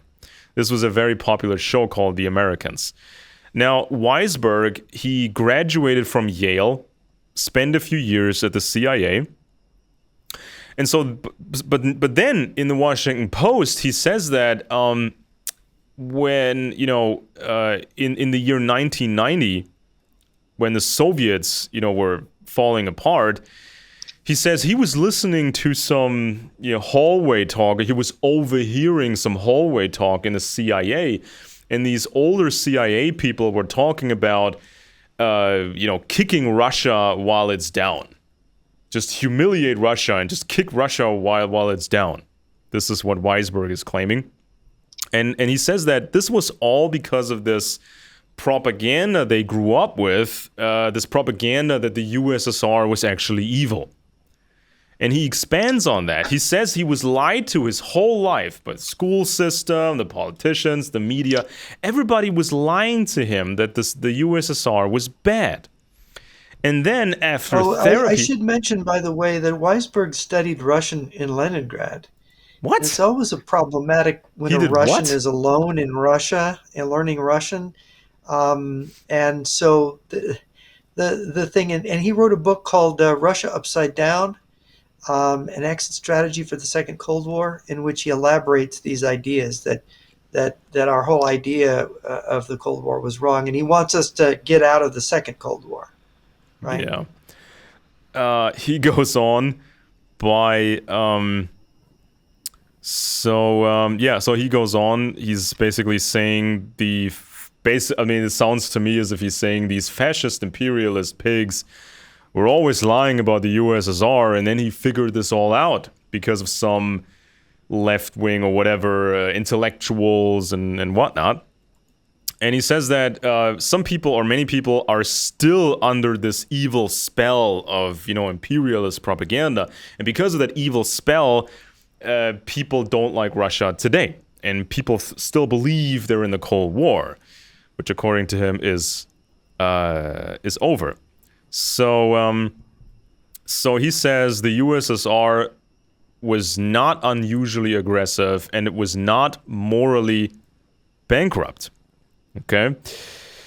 And so then he goes into a historical argument. He says that my school books back then didn't tell the whole story. They omitted the fact that the Soviets had, the Soviets sacrificed the most when they, in World War II, fighting the Nazis. So he's putting the USSR ahead of America. So forget about the American sacrifices. This doesn't really count and matter. Look at the grand sacrifices of the Soviets. And he's talking about these brave souls who basically spread Soviet propaganda. He's mentioning the social improvements for millions of Soviet farmers after the revolution. He's talking about Soviet successes with education and the health system. And he's also mentioning the support of the Soviet population for the government. Okay, so no mention of the civil war, with the commies and 8 million dead people. No mentioning of the Gulag system. None of that. The communist worker or the communist baseline farmer was like a serf. He had to work, accept what was given to him, and the farmer or worker had no chance of improving his own situation. If he started to, do activism, or if you have a strike at work, you would get arrested by the secret police. You would end up in a gulag, or you would be outright killed. But he doesn't mention that. I mean, he went to Yale. This man went to Yale. And he just not mentions this at all. So he found out after therapy, he says, he found out that the USSR was not an evil empire. So he liberated himself from the dark spell of the imperialist pigs, apparently.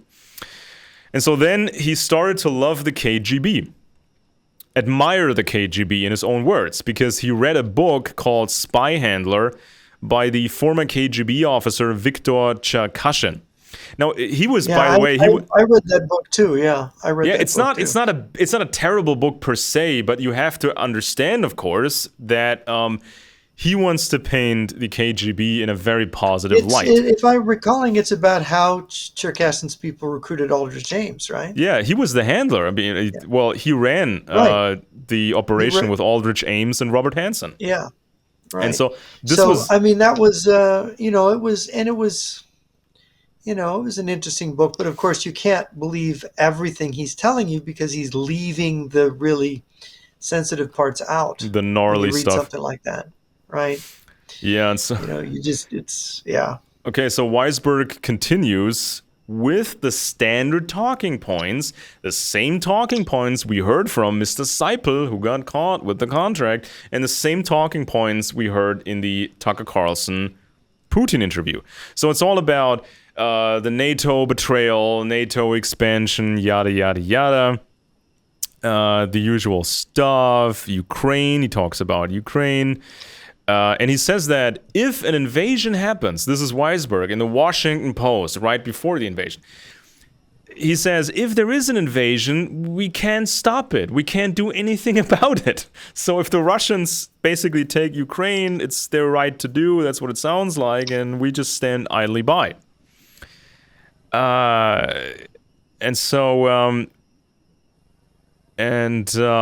he, by the way, he says, well, if we talk with Moscow, if we have better relations with Moscow, we might as well free Aldrich Ames and Robert Hansen, as a gesture of goodwill.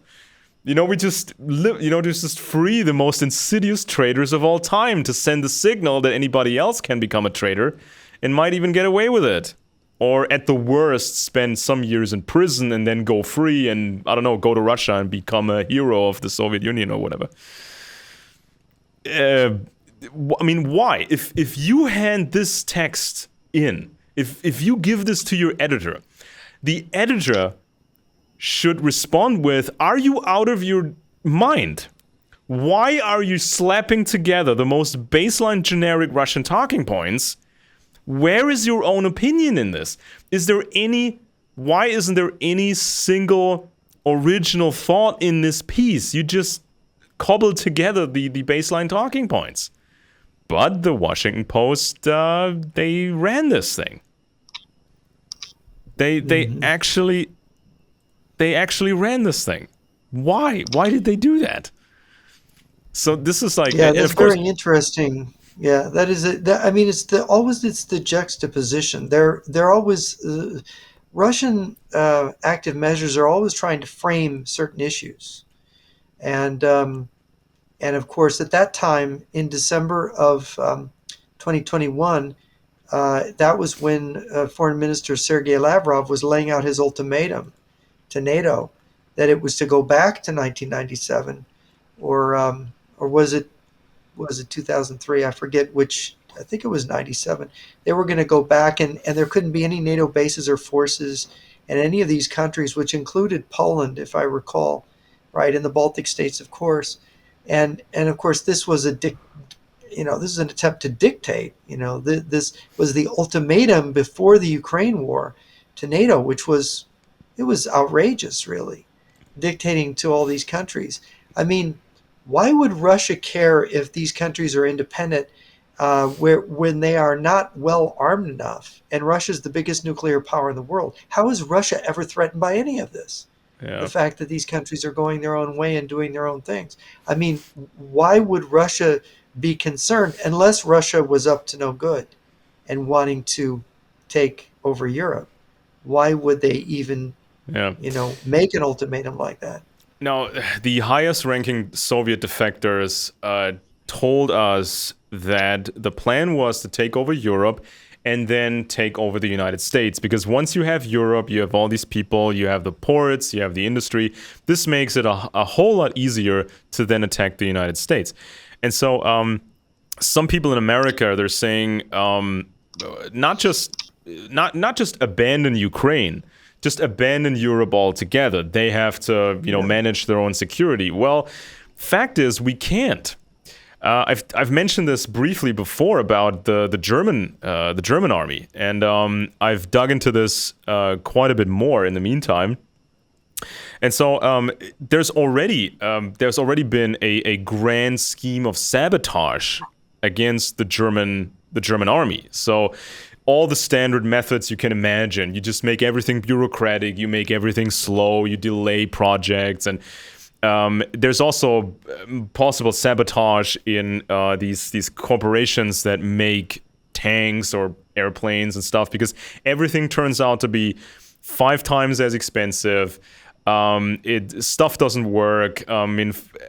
For example, right now in Ukraine, you get quite a lot of out of these American Bradley tanks. Okay, so a Bradley costs about $3 million, and so I think it's an armored fighting vehicle. It's a mechanized infantry weapon. So I think for $6 billion you get like what was it?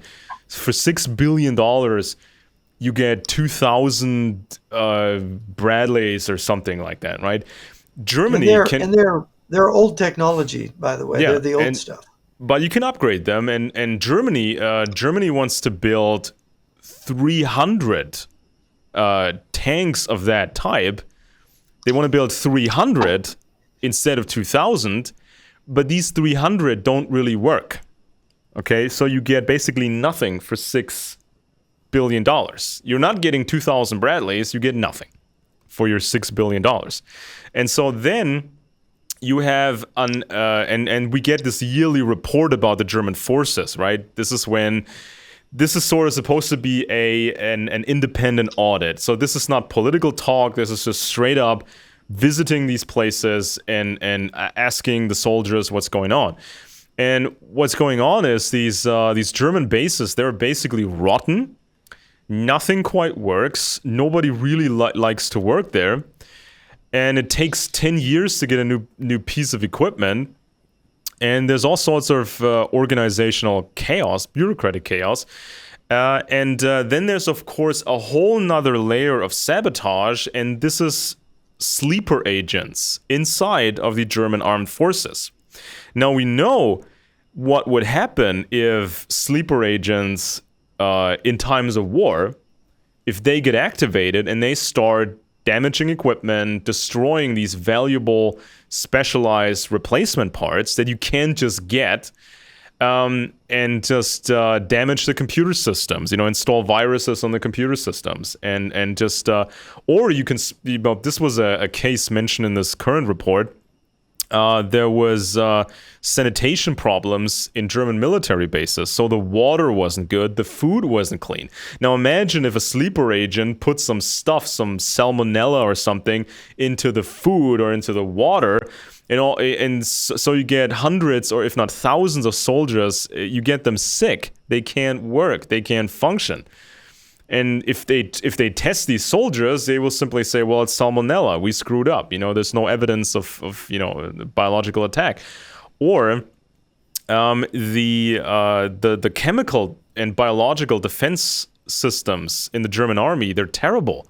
They don't have test kits. They don't have the facilities to protect against biological and chemical threats.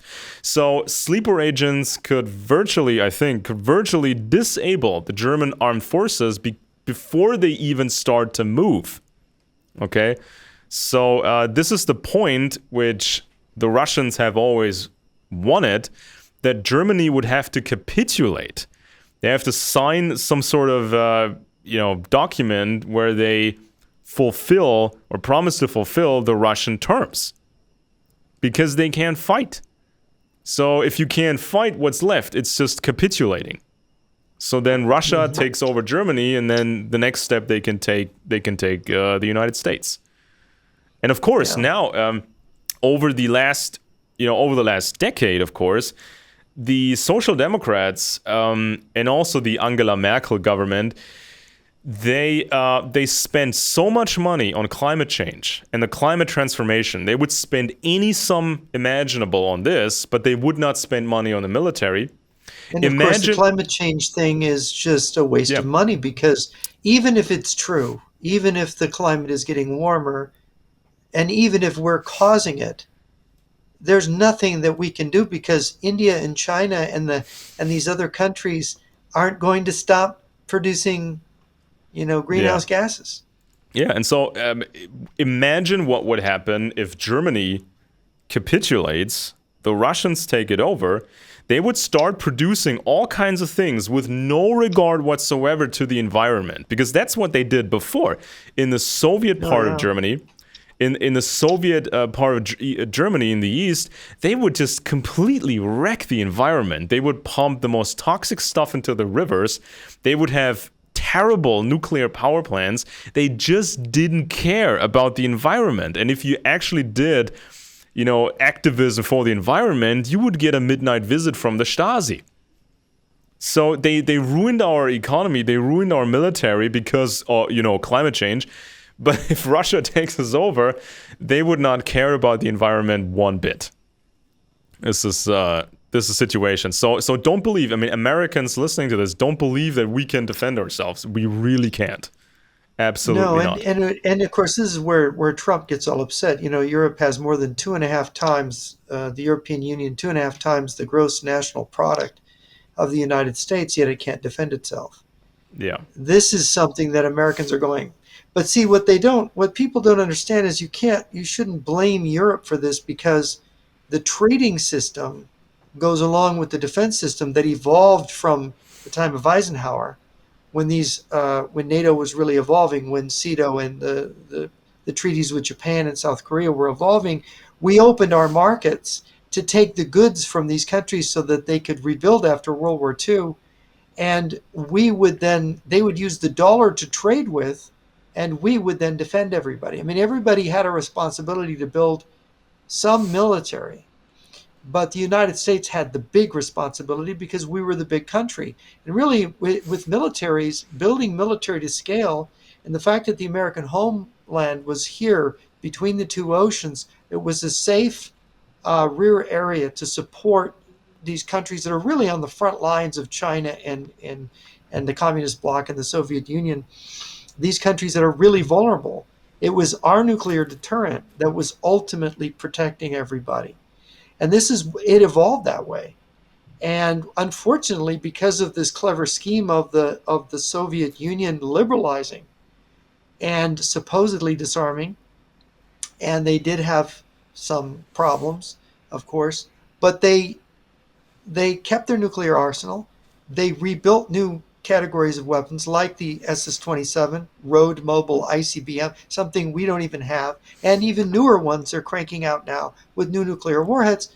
For some reason, we just, oh no, that's not, Russia's just a regional power. It's not a problem.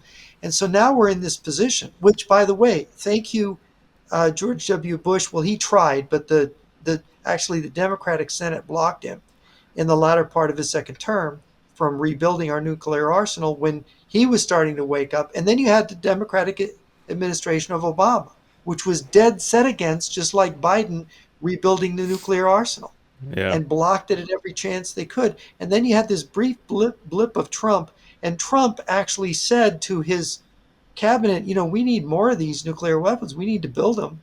And his own defense secretary said, that's crazy. He's nuts. Yeah. Because everybody had this in their mind. Oh, we defeated Russia in the Cold War. It's like they're almost like they were never updated their thinking from 1991. Yeah, and we saw this piece in the Washington Post with the headline, "The Cold War is over. Why do we still treat Russia as an evil empire?" And of course, this was all in the story. If you disagree with the Russian talking points, you are living in the past. You're just an old timer Cold War hawk guy, and nobody should listen to you. This is what they've been telling people. Yeah, it's not that there's a terrifying enemy who has massive nuclear arsenals being built that has. I mean, ask yourself, why would Russia, this poor country, build the biggest nuclear arsenal in the world? Why would they do that? Who is really going to invade Russia? Who cares? Who would want to do it? I mean, they couldn't even do it conventionally. And by the way, Russia could defend itself with half the nuclear arsenal it has. Yeah. No, that's an offensive kind of arsenal. So what is the intention? I mean, I recently announced that me and my family we will be relocating to the United States in the next couple of years, possibly sooner, depending on how much the situation deteriorates. And so I told this to my audience, and I explained that I'm on the Russian hit list, obviously for obvious reasons. So if my government capitulates, then it's already too late, right? And somebody in the comments or in the live chat said, well, why wouldn't you defend your country? Why wouldn't you fight for your country? Well, if there's a capitulation, the German forces don't exist anymore. You have no government behind you. Your country basically betrays you. Yeah, so it's illegal to defend this territory. I have no government behind me. I have no resources behind me to do any fighting. I might be able to run around in the woods for a while, with some others, but this would be crushed very quickly. And so, and I explained to people that the Russian infiltration has become so bad, and the Russian propaganda is in so many people's minds that you see these new political parties over the last few years, supposedly rebellious political parties, right-wing one and left-wing one, but they're both pro-Russia, and they don't have a single new idea. The one is extreme right-wing, and the other one is national Bolshevism, basically. And so, Let what me if? ask you about Maaßen for a minute. Um, he's forming a new political party, right? Yeah. And some of my readers are saying, well, he really isn't, saying what you and I are saying. What is your take on him? Well, I watched his. I mean, not just the statements in the press, but I also watched some of these videos that he shot with others, and these were like talk shows. Okay, so they're on YouTube, and so I listened to what he said, and he was making it very clear. He said that in essence, the Soviet Union didn't truly end. It was political parties in Germany, major political parties, who played along with this charade. He said that Russia is behaving like a traditional empire, which Putin just confirmed in the Tucker interview. And so they're playing by these old style rules, meaning they will take by force whatever they can. And so it seems as if this new political party by Mr. Maaßen, the former domestic intelligence chief, it seems like some people in the party, they're still hoping they can. Some people they still think they can keep Russia calm and bring Russia to our side against the Chinese, so they don't really understand the full game. But I'm trying to get an interview with Mr. Maaßen and have a baseline spy talk and just quote his own words, referring to the phony end of the Soviet Union and how big political parties, especially the Social Democrats and Angela Merkel, which he really doesn't like, how these parties basically played into this charade and how we cannot defend ourselves today because of this charade.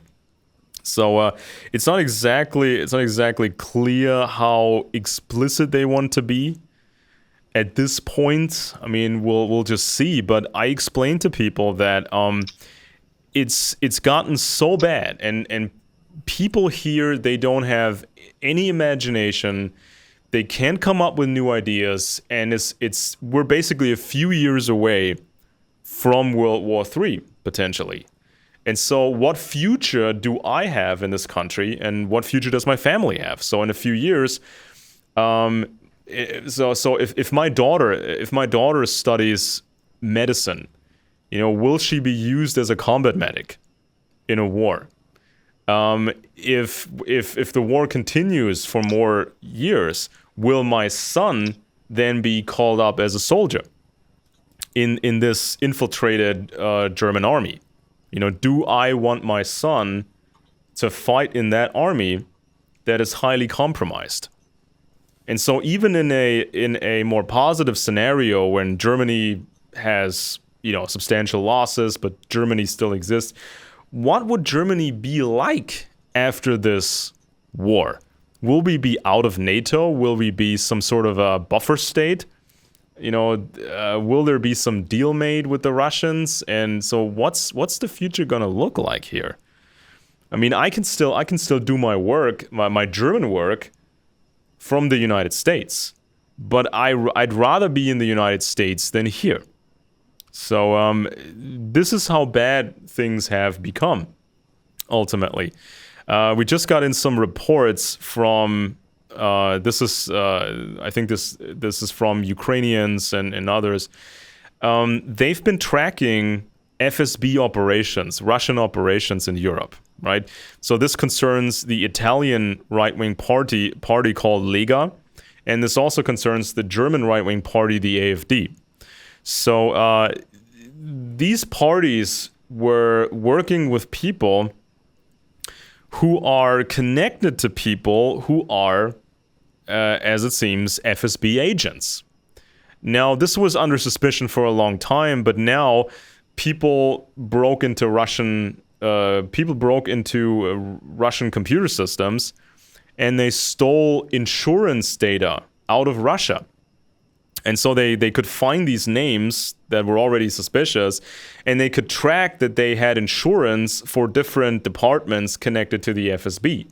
Because, of course, Russia has to be bureaucratic as well. These people have careers, they need insurance, they need pension funds and all that stuff. So if you steal the right data, you can then basically tell that this guy or the other guy is an FSB agent. And so this has become kind of a scandal.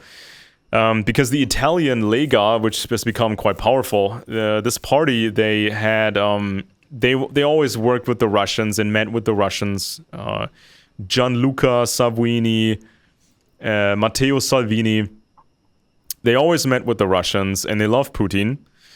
And they had this big meeting in the Metropole Hotel close to the Red Square in Russia. And there was talk about a money deal. So oil was to be sold at a discounted price. And so the discount of 65 million US dollars, or the equivalent of that, this money was supposed to be used for the Italian Lega party. And so then we got the scandal with the German AfD. The politician named Eugen Schmidt, he was employing an advisor. Okay, so he was hiring this weirdo guy as an advisor, and this weirdo has a contact which apparently is FSB. And so the AfD guys are also visiting Russia all the time, and they're networking with the Russians, and so it's just a nightmare. And of course, so there's going to be a convergence of the right and the left in Germany when the Russians decide they're going to own the whole thing. Yeah, and of course, now people have, I mean, sometimes you hear that when the wall came down, you hear that, well, the Stasi was over. It was not really over. And we really do not fully know, we do not know the scope of operations and assets of the Stasi. We just don't, because the Stasi, the foreign department of the Stasi, they were allowed to destroy their files. Of course, backup files had long been sent to Moscow. And so we do not have the most important documents at all. The only thing that we got was a bunch of stuff. We called it the Rosenholz file. This was not prime material. You know, this was sold by some Eastern intelligence guy to the CIA, and so the CIA got this Rosenholz. They got the files. They shared it with the Germans, I think 10 years later or something. Not completely. They wouldn't give the Germans the complete files because you can't trust German intelligence. I'm sorry.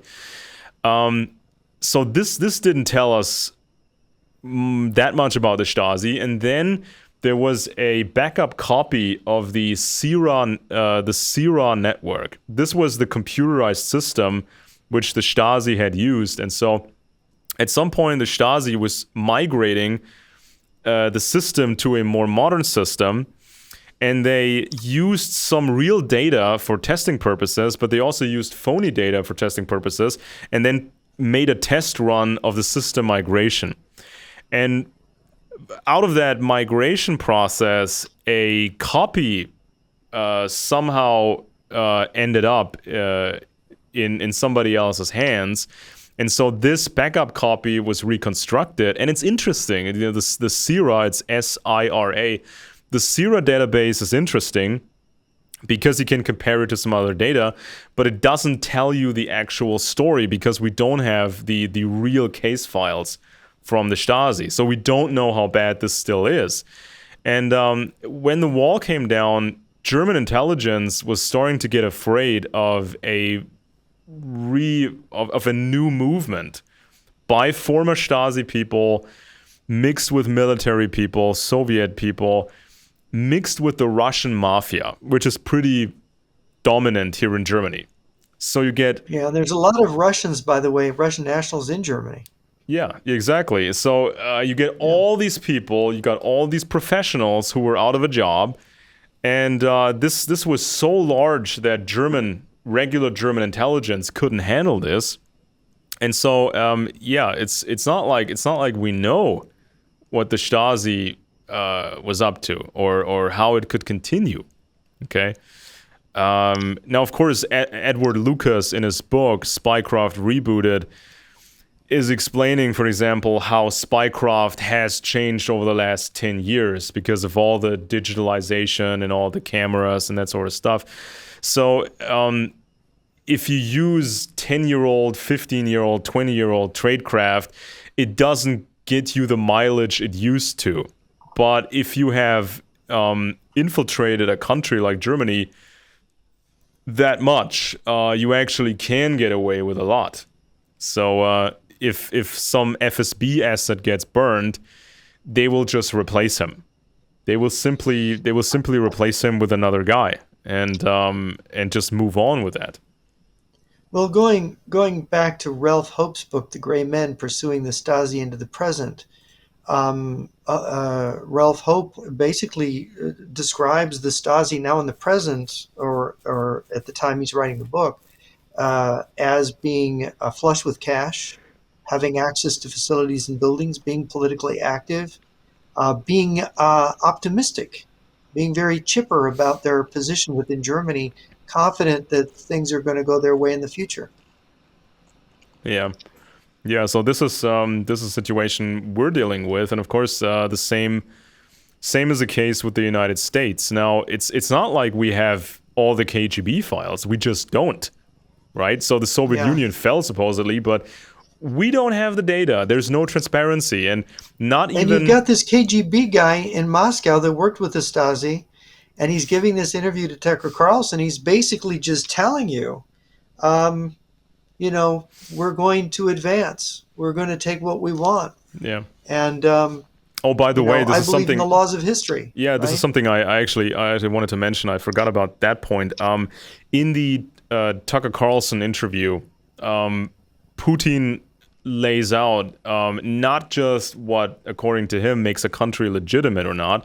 He also explains his reasoning when, according to him, it is legitimate to attack another country. Now, he's saying that Ukraine, and he means all of Ukraine, he says that this is Russian territory, okay? And he says that some Nazis, on this Russian territory, which some people call Ukraine, these Nazis are using military force to claim this Russian territory, and these Nazis, they got help from the United States and from Poland and from Germany.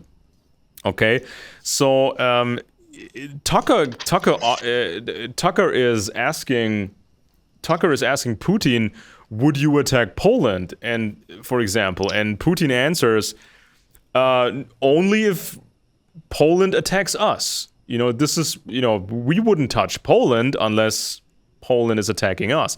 But by Putin's own logic, Poland is Nazi.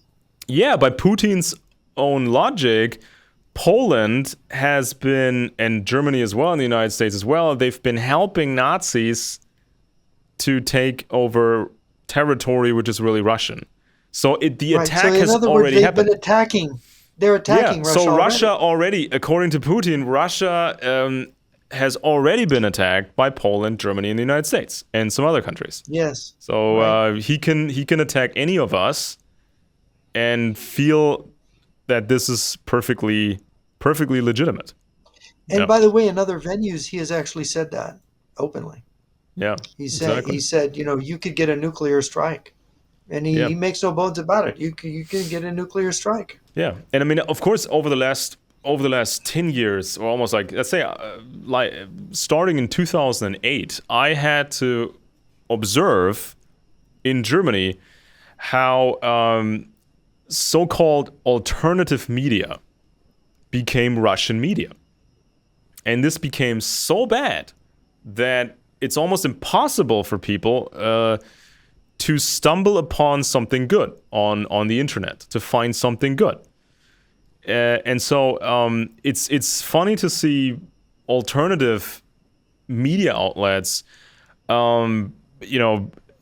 claiming to be so much better than mainstream media. But if you look at the Washington Post, or if you look at many other, mainstream outlets, they're giving you the same talking points. The NATO betrayal, the missile shield, the Ukrainian Nazis and this and that. It's always the same thing. You look at, you watch Alex Jones, you watch, any of those guys, you get the same stuff that you get from Mr. Weisberg in the Washington Post. It's the exact same stuff. It's just a bunch of excuses to attack neighboring countries, excuse me, and to commit a military aggression against whoever you're going to go against next. Yeah, and so in Germany, the Social Democrats, who are very much pro-Russia, they ruined Germany, the economy, society. They ruined us, but then these, right-wingers, they say, we're going to save Germany from the Social Democrats, and we're going to have the Russians help us. So wait a minute, Russia creates these problems here, and then Russia is supposed to be the solution to these problems. And it's kind of like the same, it's kind of like the same with the United States when people believe, well, America has all these problems, it's run by the windmills of Zion, and, Putin is going to help us reclaim America. So this is more and more what you're seeing I can't even believe Ann Coulter was upset with Trump when he actually suggested that he would actually defend Ukraine in a more recent statement. Ann Coulter, it's like, are these people know-nothings about strategy or international affairs? Do they understand what happened in 88 to 91? Do they understand the nuances that the Cold War didn't end, that Russia and China are allied, that they're coming for us, that we're not properly armed? Do they understand this? Do they understand there's an economic strategy too? I did an interview with Mr. Wang of Luda Media a week ago, and I put it on the site. And Mr. Wang says, look, this open border, this is a Ho Chi Minh Trail through Mexico. Yeah.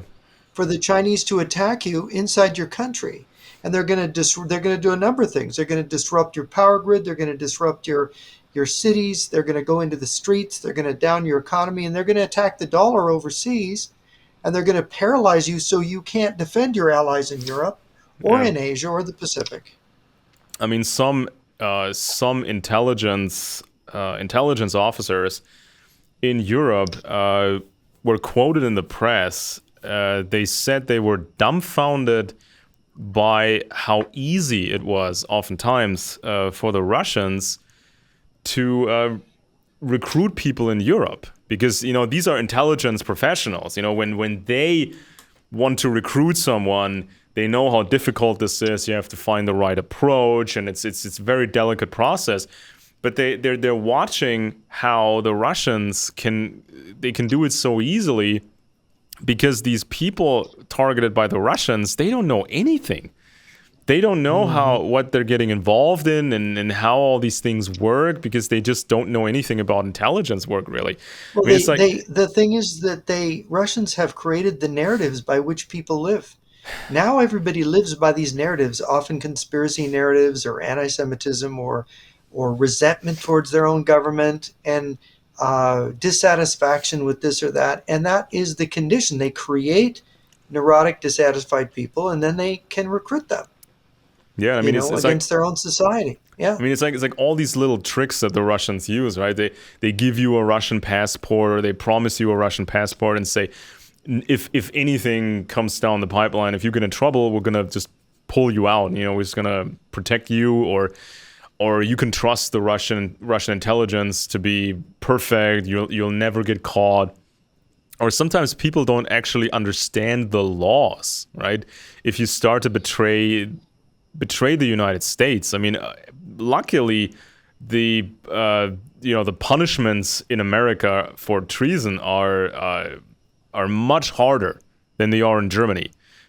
Especially when the wall came down, some of these punishments that were handed out it's such a joke. Like a couple of years in prison. They would give people suspended sentences. They would not even give people prison time. Or they'd trade you. They, after a few years, they would trade you. You would then go to Russia and be hailed as a hero. They would give you a pension.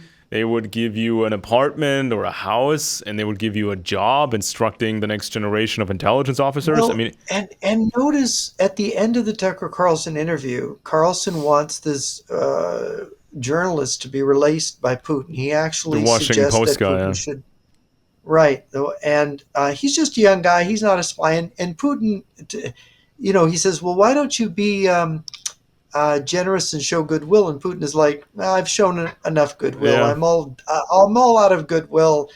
This guy was caught red-handed, but we're going to trade him." Basically, is what he said. We're going to trade him for somebody we want. And then he mentioned was it a murderer in New York? Am I remembering Yeah, that right? They're something like going to trade something him like for that, him. yeah. Yeah. I mean, this is crazy. Yeah, I mean, of course, Tucker wanted this for himself, to a certain degree. He wanted to have this bombshell. Tucker Carlson feels like a diplomat now. He actually got some guy free and whatnot. I mean, Tucker. I mean, Tucker is asking. What are those power centers in the United States? What do you think? Like, who actually makes the decisions? And Putin says, I don't know. America is a complex country. I mean, what was that? What did Tucker want to hear? Did he want Conspiracy theory from Putin's lips? yeah, like the leftist world conspiracy or the windmills of Zion or the whatever. I mean, I put that in my new book how communists came up with the mythology of the Jewish world conspiracy. This was in France. This was a couple of years after the French Revolution when France tried to rebuild and have like investors and banks. And then there was this one Rothschild guy who, collected the money for a railway project. Nothing really out of the ordinary. But this is when the communists started to say, well, not only is capitalism in general devilish and it's always exploitation and it's evil and it's of the devil, but the communists said it's also Jewish. And this was a way around the censorship at the time because you couldn't, attack the authorities in France that directly and say, well, this is bad to have railways and industry and banking. But the communists would say, well, it's Jewish and we hate Jews and it's all in the Jewish spirit, So this is how they started to destabilize France, really. So yeah, communists came up with that whole conspiracy mythology, and some scientists looked into this and they compared this to the older forms of anti-Semitism, and they said, well, these French communists, they really took this to another level, because before then, in Europe, it was very, very fairy tale-ish, it was very supernatural and silly, but then the communists turned this into a pseudoscience, and they tried to sound very scientific about this. And so let me ask you, do you think Tucker Carlson hurt his reputation, hurt his image by doing this interview? well, that depends on who is on that depends on different audiences. I mean, some of these audiences are already so programmed by these Russian talking points. It's like in a cult. They always want to hear confirmation. They just go by confirmation. If it's confirmation, then it's good. Then it's honorable, it's decent, it's the right thing to do, it's heroic. But if you're not part of that cult, obviously, this of course looks a whole lot different. I mean, there were interviews like this before. Okay, so back a couple of years ago, Putin would give more interviews internationally, and he would have these guest appearances like you wouldn't believe in Austria, because Austria is almost fully run by the Russians at this point. He would come visit these people and and have these guest appearances, and so these interviews happened a lot, and even back then, other media would say, well, these journalists were trading access for softball questions. So you either get asked softball questions or you don't get the interview. Okay, and so I mean, Tucker, I mean, depending on how much people know, Tucker betrayed his own incompetence. I mean, he wants to play in the major league. He wants to be on a global stage. He wants to be a leading journalist of the world, but he just does not know what he's talking about. And He got turned into a doormat by a dictator. Well, if he can compare himself to other journalists that have done these type of interviews to Putin and say, well, I wasn't worse than those guys were, so I can call myself a journalist. But I mean, we know that Tucker not always believes what he says. I mean, this was about the 2020 election. He said one thing on Fox News, but behind the scenes, he was saying something completely different. He was insulting. Yeah, let's go into that. What's interesting is that, I always took him to be a sincere person because he has this sincere demeanor. And he covers stories that seemed at times courageous that nobody would cover. But as you look closer at him, you find these discrepancy between how he presents himself and what he really is. So is there a deeper concern here about Carlson's honesty and what Carlson's real agenda is? Well, I mean, obviously, at this point, you make yourself. I mean, you turn yourself into a suspect. Now, there was right when the interview happened, there was talk in Europe. I don't know if anything will come out of it. There was talk in Europe about banning him from entering Europe. And oh, really? Yeah, I mean, I haven't followed up on that thing because I had all this other stuff to write down, but. Of course, he's a suspect. I mean, he's been a suspect for a while by saying these things. Maybe he just thinks this is a negligible territorial dispute, and you can just solve that, and everybody's happy, and nothing will escalate. Is it that it is the old question? Is a person a useful idiot? Is he stupid? Is he just ignorant and amateurish? Or is there some deeper thing here? Because where does he get these ideas that are so pro-Russian? How does he come to them honestly, right? Yeah. So, of course, we have to look into his colleagues. Whom is he working with?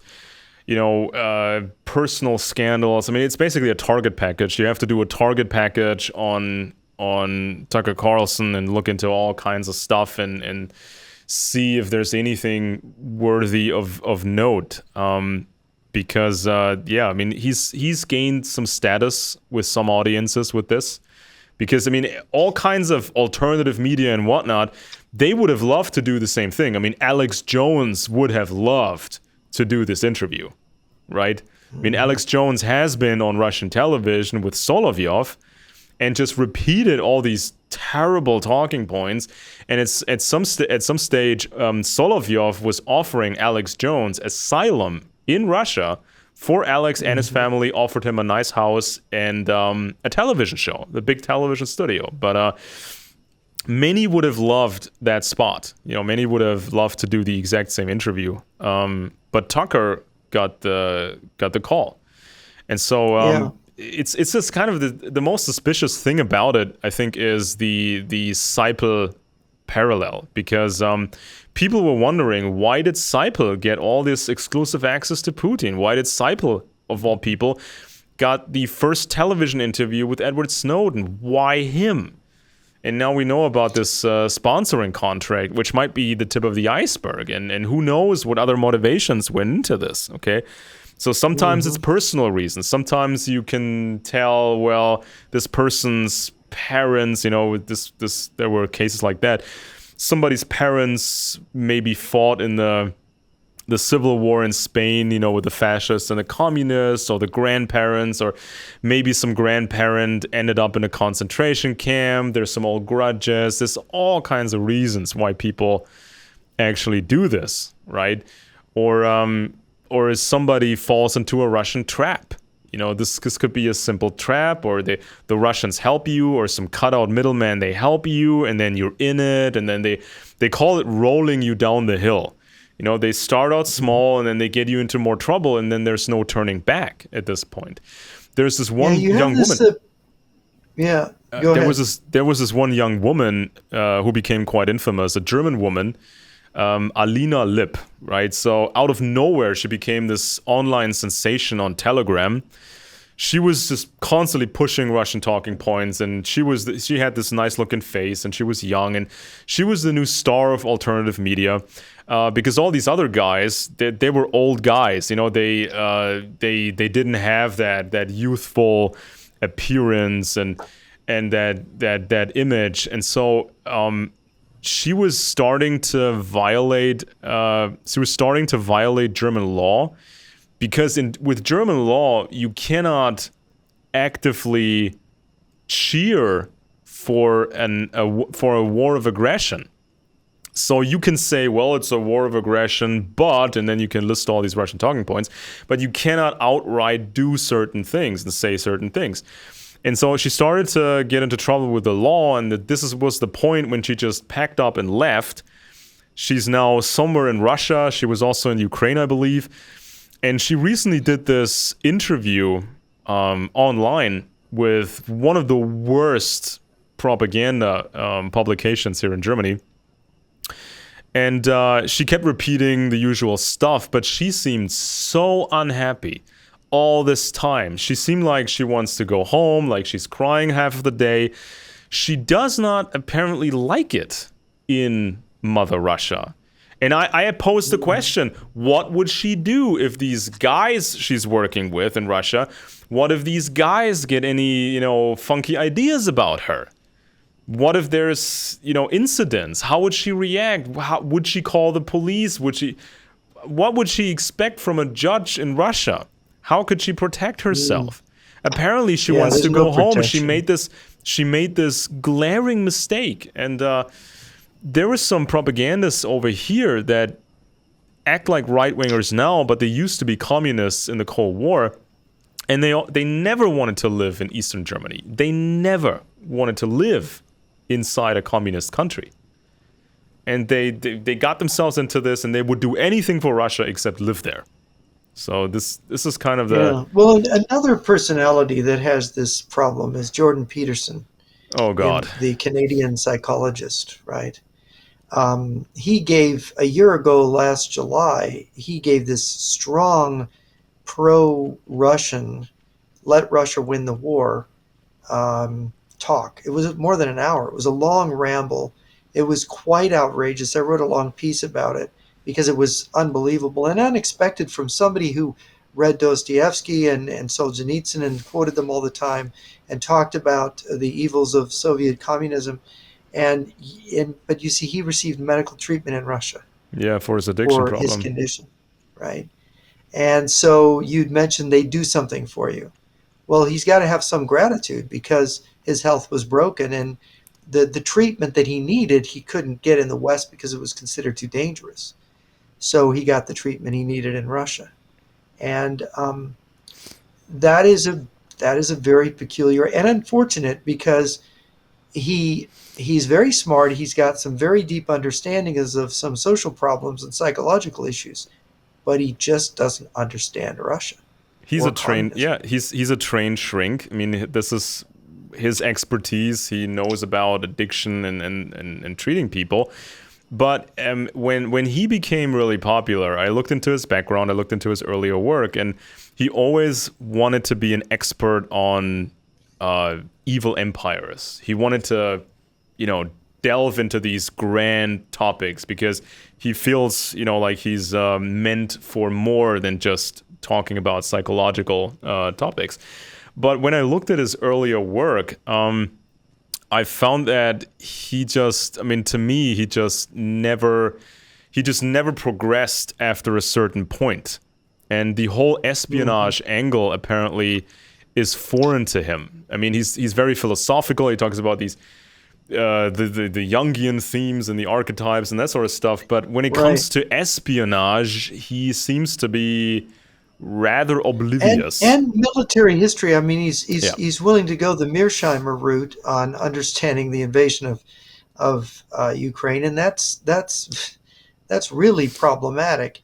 But it's interesting. People specialize. When you get a PhD, they say piled higher and deeper, and you know more and more about less and less. And the thing that struck me is, there's a certain grandiosity in that he wants to be this larger, almost philosopher, knowledgeable about all these figures. But in reality, I don't know if you saw it, and I recommend everybody see it. He did a debate on socialism or communism with Slavoj Žižek, the Oh Slovenian no. communist, right? And Oh Žižek, god. I've got Žižek's books here. I mean, Žižek is a fascinating mind, but he is a twisted, fascinating mind. He is quite brilliant and he's funny in person. He's got this sense of humor, which is really kind of offbeat. And Zizek debated Jordan Peterson, and I was hoping that I would hear how Jordan Peterson understood communism, but I did not. In fact, Zizek was laughing at him and mocking him in the middle of the debate because he knew so little about the subject. Because what Jordan Peterson did is he just read the Communist Manifesto of 1848 as if that's what it was, and then he had his Mm-hmm. own left liberal notions about socialism mixed in with it. And so he was debating a straw man. He didn't really understand what he was talking about. And at one point he talked about, equality being what it's all about. And Zizek had to counter him and say, Marx never wrote anything about equality. And of Oh course, boy. if you read a Soviet textbook from the Cold War, they will say it's each according to his ability, each according to his need. There's no equality in Marxism. That's not one of our ideas. That's right in the Soviet textbook. So he didn't, I mean, even these simple things, Peterson got wrong. So Peterson, this is the problem with most American conservatives, is they never really studied Marxism, so they don't know it, so they don't understand what it is they're dealing with. And so that's why the communists run circles around them. The communists understand them perfectly well. Yeah. They never understood. So when the communists go and deny being communist, what Zizek did, by the way, Zizek was a member of the Yugoslav Communist Party who just suddenly discovered he's a Slovenian nationalist. So then Mm. he's a Slovenian nationalist while Slovenia is breaking away from Yugoslavia, which according to Jan Shana was a communist plan of the Soviets. They were going to break up after Tito's death. They were going to break up Yugoslavia along ethnic lines. So he went and he was some kind of agent who did this. And then he jumps back, and as soon as that's accomplished, he becomes a communist again. And Yeah. it's like, how do you do that? You switch twice? What is this? He's obviously following a program, painting by numbers according to instructions, like communists are under discipline. And they can say anything and do anything as long as it serves the end of the final revolution, Yeah. revolutionary power. There's another thing they just don't understand. Oh, communists can't. I had academics tell me this. Oh, communists can't say that, so he's not a communist. It's like, are you kidding? They can say anything. Yeah. Lenin And there's said, tell them what they want to hear. yeah, and there's another angle to Jordan Peterson. Now he seems to be a fan of esoterics and psychedelics. So this is something that Oh, became is he? that became quite a big thing in the new right wing circles, right? So if you find in Europe, America, if you find right wingers that are pro Russia, oftentimes these right wingers are into psychedelic drugs and esoteric stuff. So Jordan Peterson was part of a podcast discussion with Roland Griffiths, and so he says that he's been delving into psychedelic literature for 20 years. So this is something Peterson said that? He's really into that. Well, And what's really odd is here's a guy dispensing psychological advice, and he becomes yeah, an addict himself that's so badly addicted he's dying from his addiction, right? yeah, So what is that? I mean, how do we evaluate a person who dispenses psychological advice who's so screwed up his own life? yeah. How do you So, understand that? so people can check this out. Actually, I think this should be still online. So during this whole talk, Peterson is explaining his core position. He says that nowadays society is very turbulent, and people are turning away from religion. So this is where psychedelic drugs come in. This is how psychedelic drugs could improve society by turning people on to religion and taking, just overall improving society. So you're basically focused on the cosmos, he said. And yeah, he talks about all these different aspects of it. The pro-social value of the experience of connectedness, that sort of talk, right? And so he says that psychedelic drugs could overstimulate parts of your brain. This could increase certain things going on in the nervous system, and so on and so forth. And he says that people come out of this psychedelic drug experience, and oftentimes these people are more pro-social afterwards. And so this could become good for overall ethics. So by taking these drugs, this will improve society. And this will make people harder working and better citizens. yeah, and also this was a talk of the Rubin Report. This was Jordan Peterson, this was Ben Shapiro, and the host Dave Rubin. They were talking about psychedelic drugs, these magic mushrooms, MDMA. Peterson admitted that he himself had experiences with psilocybin. So these are the mushrooms, I think, because it's all alkaloids. So you can get the same kind of alkaloid components from different plants and that sort of thing. And Mr. Rubin then says, yeah, he also has experiences with that. Shapiro was more doubting this whole thing, but he says that, it could be done under supervision of a professional. Okay. This sounds like Timothy Leary in the 60s. Yeah, it's the same thing, basically. And so there was this study, I think I quote this in a story of mine. There was a study of what they call rightist psychedelia. So this is kind of a big trend in the new right-wing scene.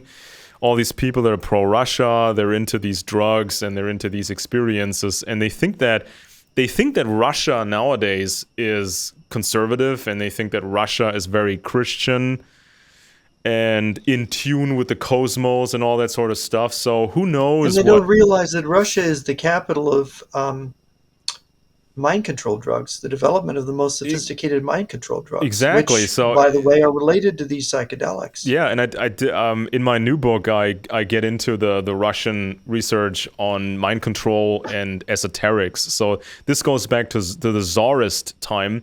I think this was the 1870s or something like that. So this is when the Russians got their best scientists and asked them to evaluate if there was anything to the occult, right? Remote viewing, predicting the future, remote communications, spiritualism, all that stuff. They wanted to figure out, is there anything to it?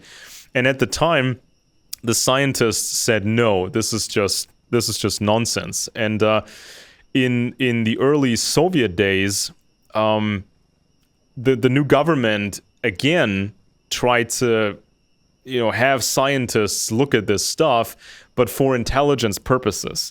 So they were reevaluating the old research, and they were finding out about European research, because the communists wanted to find out if there was anything that can be used for intelligence purposes. If you could remote view something, gain access to intelligence, that will of course be useful for communist intelligence. And so that morphed into a larger mind control program, and it was stopped during World War II. Then the communists started to get into it again, and at some point they separated mind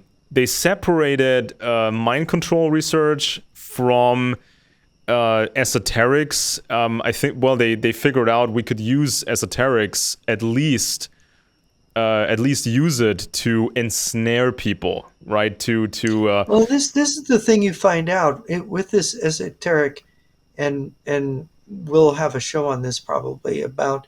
You look at people in different political movements being associated with cults and religion and the occult.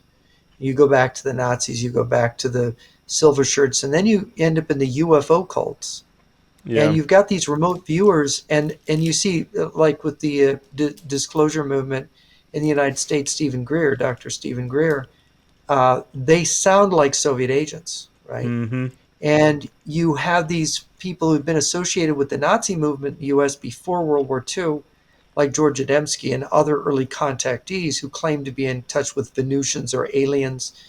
And then you find out that, as Nick Redfern said in his book, that Adamski was meeting with Russians, that there was some kind of KGB connection with Adamski. Well, of course, the KGB took over the Nazi networks in the Western Hemisphere because they captured the files in Berlin and they captured some of the chiefs of intelligence. And so they would be able to use these people in various operations, using cults, using drugs, using the UFO belief system, and by spreading these beliefs, undermine the belief in traditional religion or the government, and to cause more dissatisfied people. Yeah. Right? They're keeping the truth about the wonderful aliens who will bring utopia to planet Earth. Yeah. Right? This is the big promise. Remember the guy. Remember the guy from the Washington Post piece about Russia and the Cold War is over, Mr. Weisberg. After he spent a few years at the CIA, he said he was in therapy, right? And then he started to free his mind and get all these new ideas. So of course we can speculate: did this guy try psychedelic drugs? And did he come into contact with baseline communist propaganda during his experimentation, maybe with psychedelics? And of course, there were some research projects of medical professionals using psychedelics in lower doses to treat depression.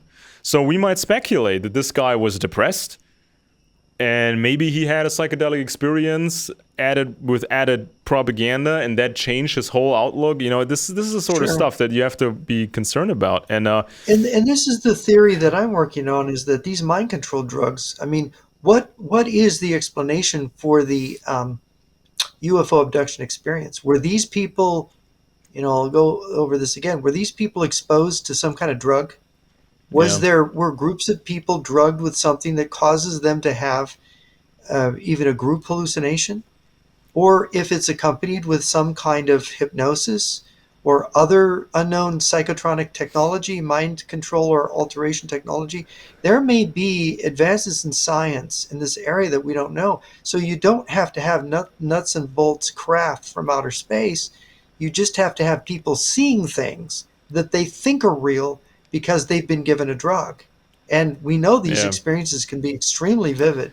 Now, when you look into the writings of Alexander Dugin, the famous weirdo professor from Russia, whose daughter was assassinated a few months ago, and I think he was the actual target. He was the main target.